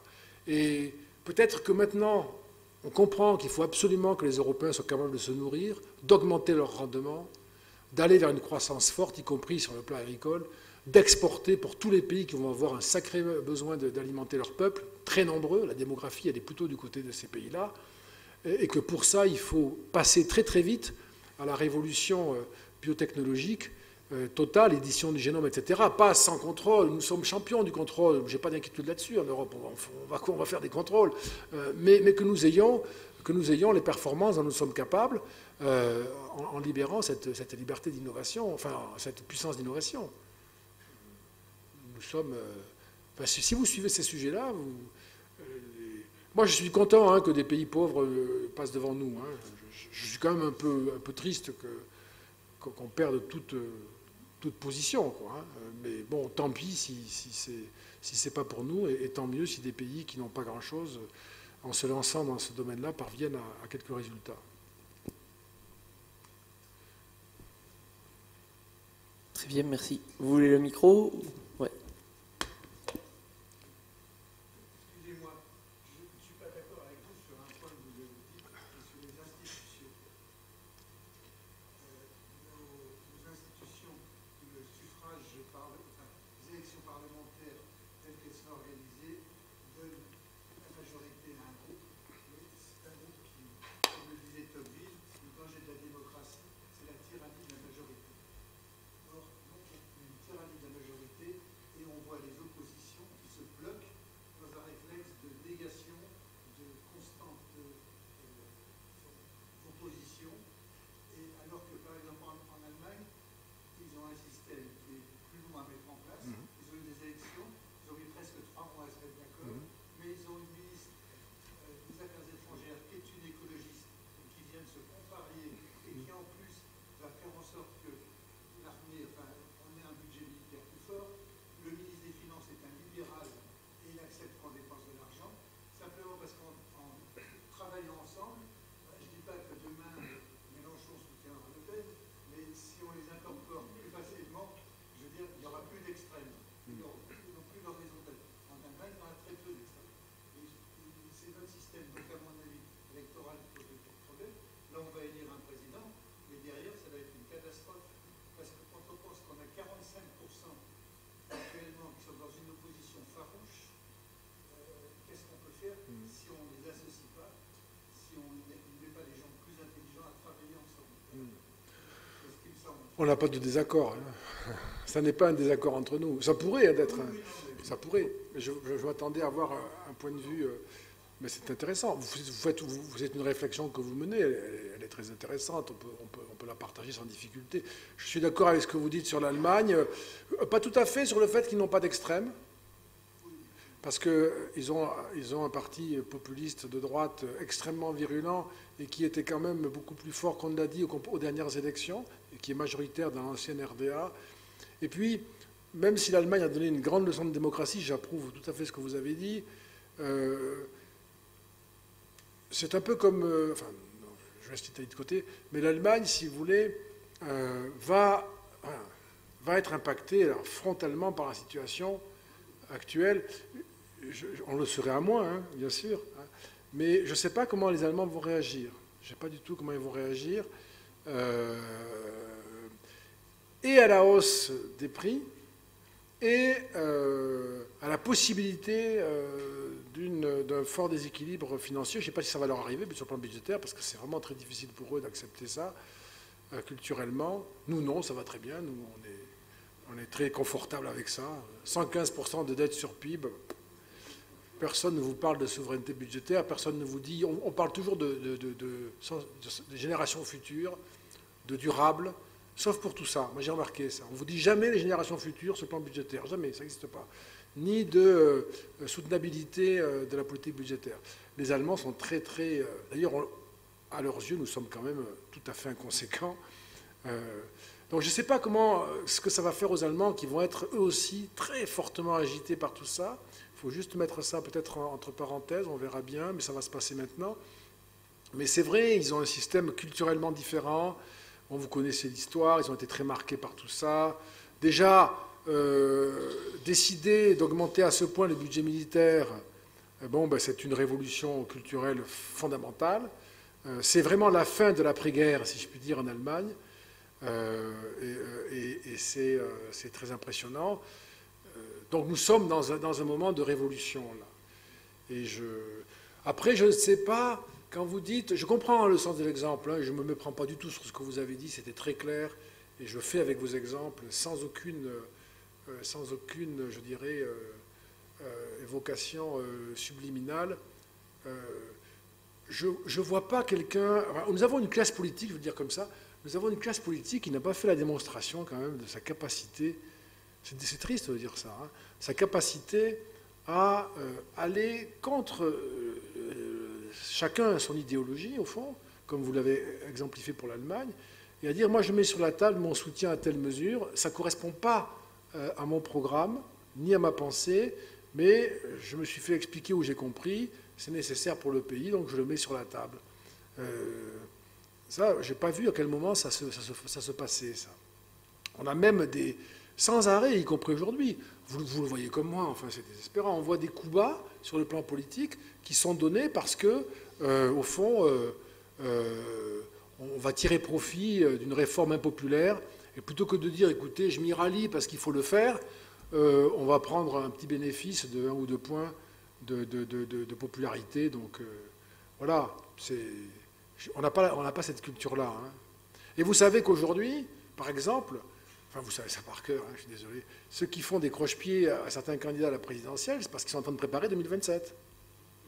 Vous savez ça. Hein.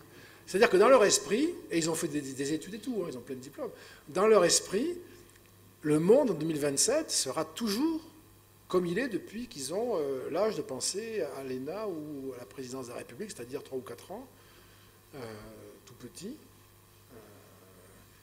Vous avez des gens qui sortent de ces études et qui disent ce que je vais être plus tard, c'est président de la République. C'est pas une invention. Ça. Ils le disent, ils le pensent, ça, je ne sais pas, mais ils le disent. Hein, et puis il y en a certains, ils y arrivent, donc c'est impressionnant. Bon, je ne sais pas. Peut-être ça les a sauvés de quelque chose aussi, je ne sais pas. Parfois, quand vous ratez ce type de choses, c'est comme rater un platane, vous voyez. On ne peut pas se plaindre d'avoir raté un platane. Donc, il y a une sorte de... Moi, vous voyez, tout à l'heure, on parlait de ça. Enfin, je ne comprends pas qu'aujourd'hui, il n'y ait pas, dans la classe politique, tout le monde ne se dise pas, mais où va-t-on et où en sera-t-on en 2027 ben, chapeau, se dire en 2027, je serai candidat à la présidentielle, je dis... Voilà, je raconte encore ça, c'est rapide, mais c'est Bertrand Russell, le philosophe, qui prenait l'exemple de la dinde, vous savez. La dinde qui est chargée de surveiller un élevage de dinde. Le 1er janvier, on lui demande un rapport à la fin de la journée, et tout va bien, et tous les jours.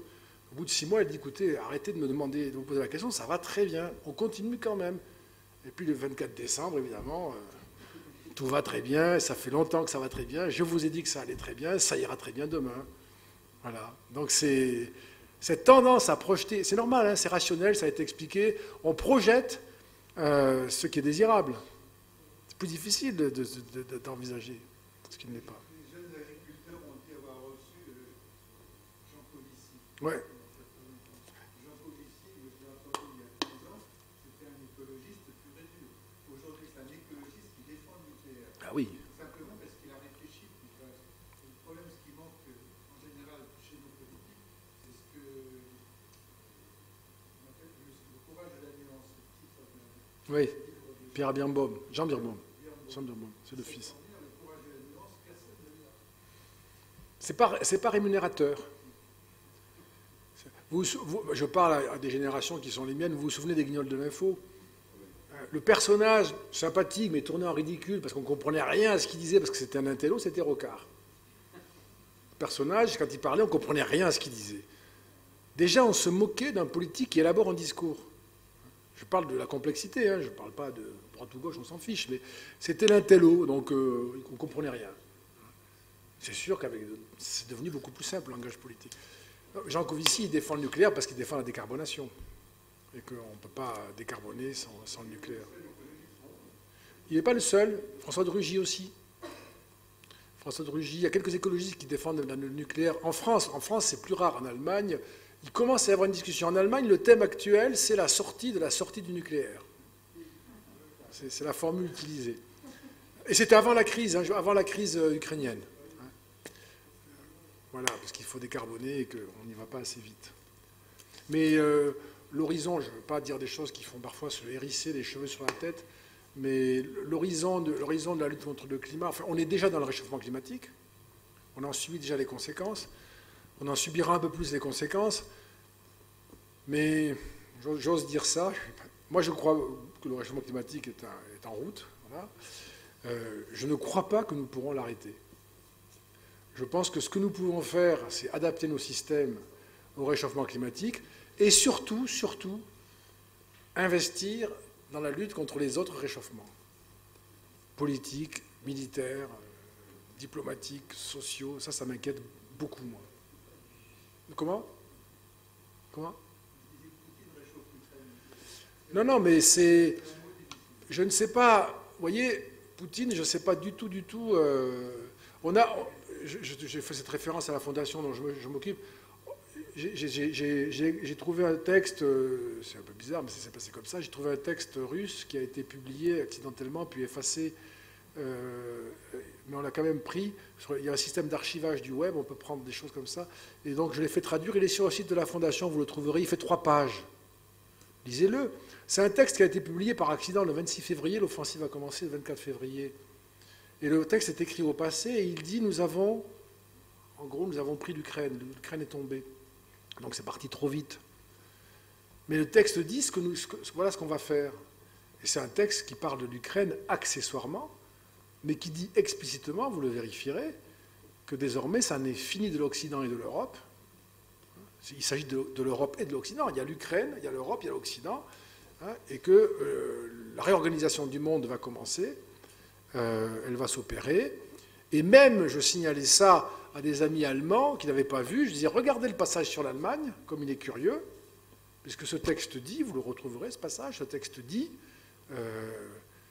et en 1989-91, au moment de la réunification de l'Allemagne et après la chute du mur, quand ça a commencé, nous avons été bien bons, comment formuler, c'est voilà, les Russes ont eu une bien bonne volonté et fort peu intelligente d'accepter la réunification.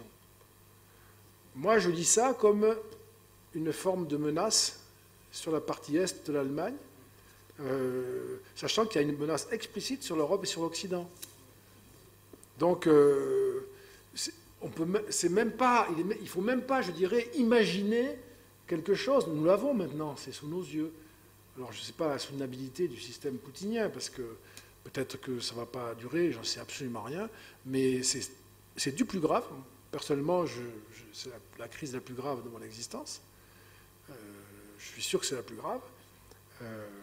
Et tout de même, même si je veux bien que ce soit de la démonstration de force ou je ne sais quoi, au bout de 3 jours, il avait, vous savez, armé le système de tir des armes nucléaires. Et c'est quand même une drôle de chose. Je ne sais pas s'il voulait s'en servir, mais j'observe que Biden a eu l'intelligence précieuse de ne pas faire la même chose. Sinon, nous aurions eu les 2 plus grandes puissances atomiques avec le système qui commence à s'ouvrir. Là, on se dit quand même, vous allez arrêter ce jeu parce que ça va mal se terminer pour nous tous. Mais c'est déjà inouï ce qui s'est passé. C'est inouï quand même ce qui s'est passé. Je ne sais même pas si on s'en est rendu compte collectivement, parce que quand c'est comme ça, il y a un phénomène psychologique qui s'appelle la forclusion. On le remet derrière parce qu'on n'arrive pas à le digérer. Mais c'est quand même... C'est comme la guerre qui a lieu en ce moment, elle est très impressionnante, elle est très puissante, etc. Donc, voilà. Donc, nous sommes dans quelque chose, je ne veux pas être trop long, vous retenir, etc., parce qu'il est tard pour tout le monde, mais c'est une situation extraordinairement... Et je ne sais pas si vous voulez, moi, parce que j'ai fait l'exercice compliqué.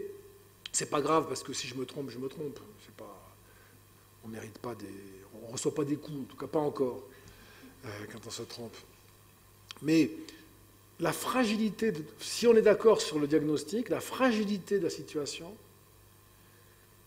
nous avons dans 1 mois la présidentielle, je ne sais même pas si dans 3 jours avant la présidentielle, quels auront été les événements en Ukraine, comment pourrais-je prévoir ça, comment pourrais-je imaginer, les hypothèses, on peut en faire 500 000, donc ça ne sert à rien. Ça ne sert à rien, surtout quand on n'y connaît rien, donc ça ne sert à rien du tout. Et ça va Ça peut peser beaucoup.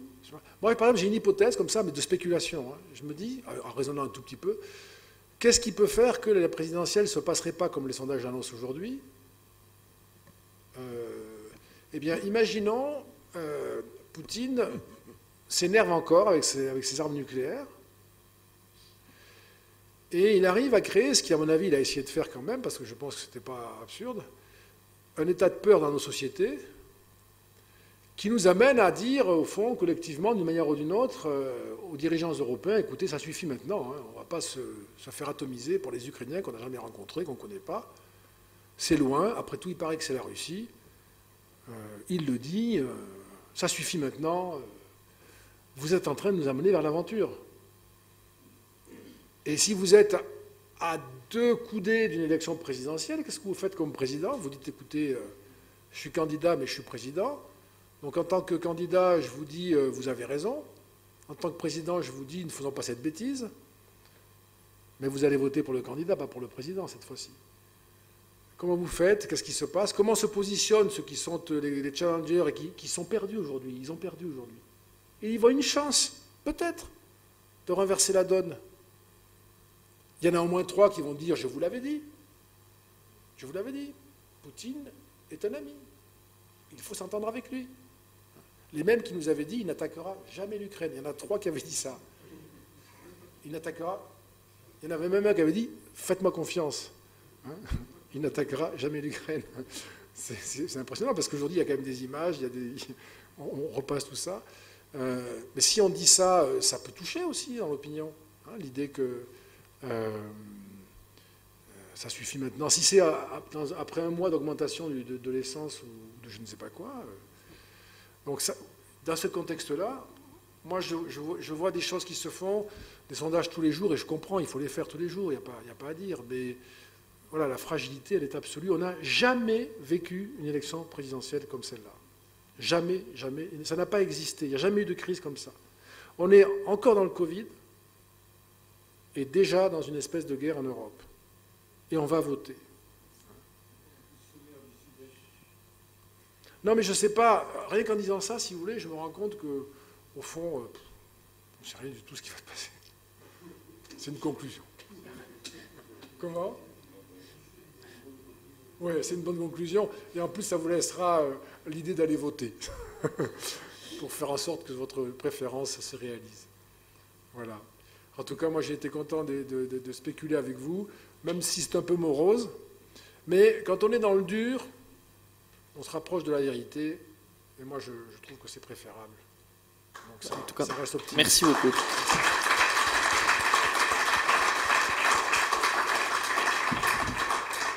Encore merci, Monsieur Régnier, pour votre présence. Merci à tous et bonne soirée à tout le monde.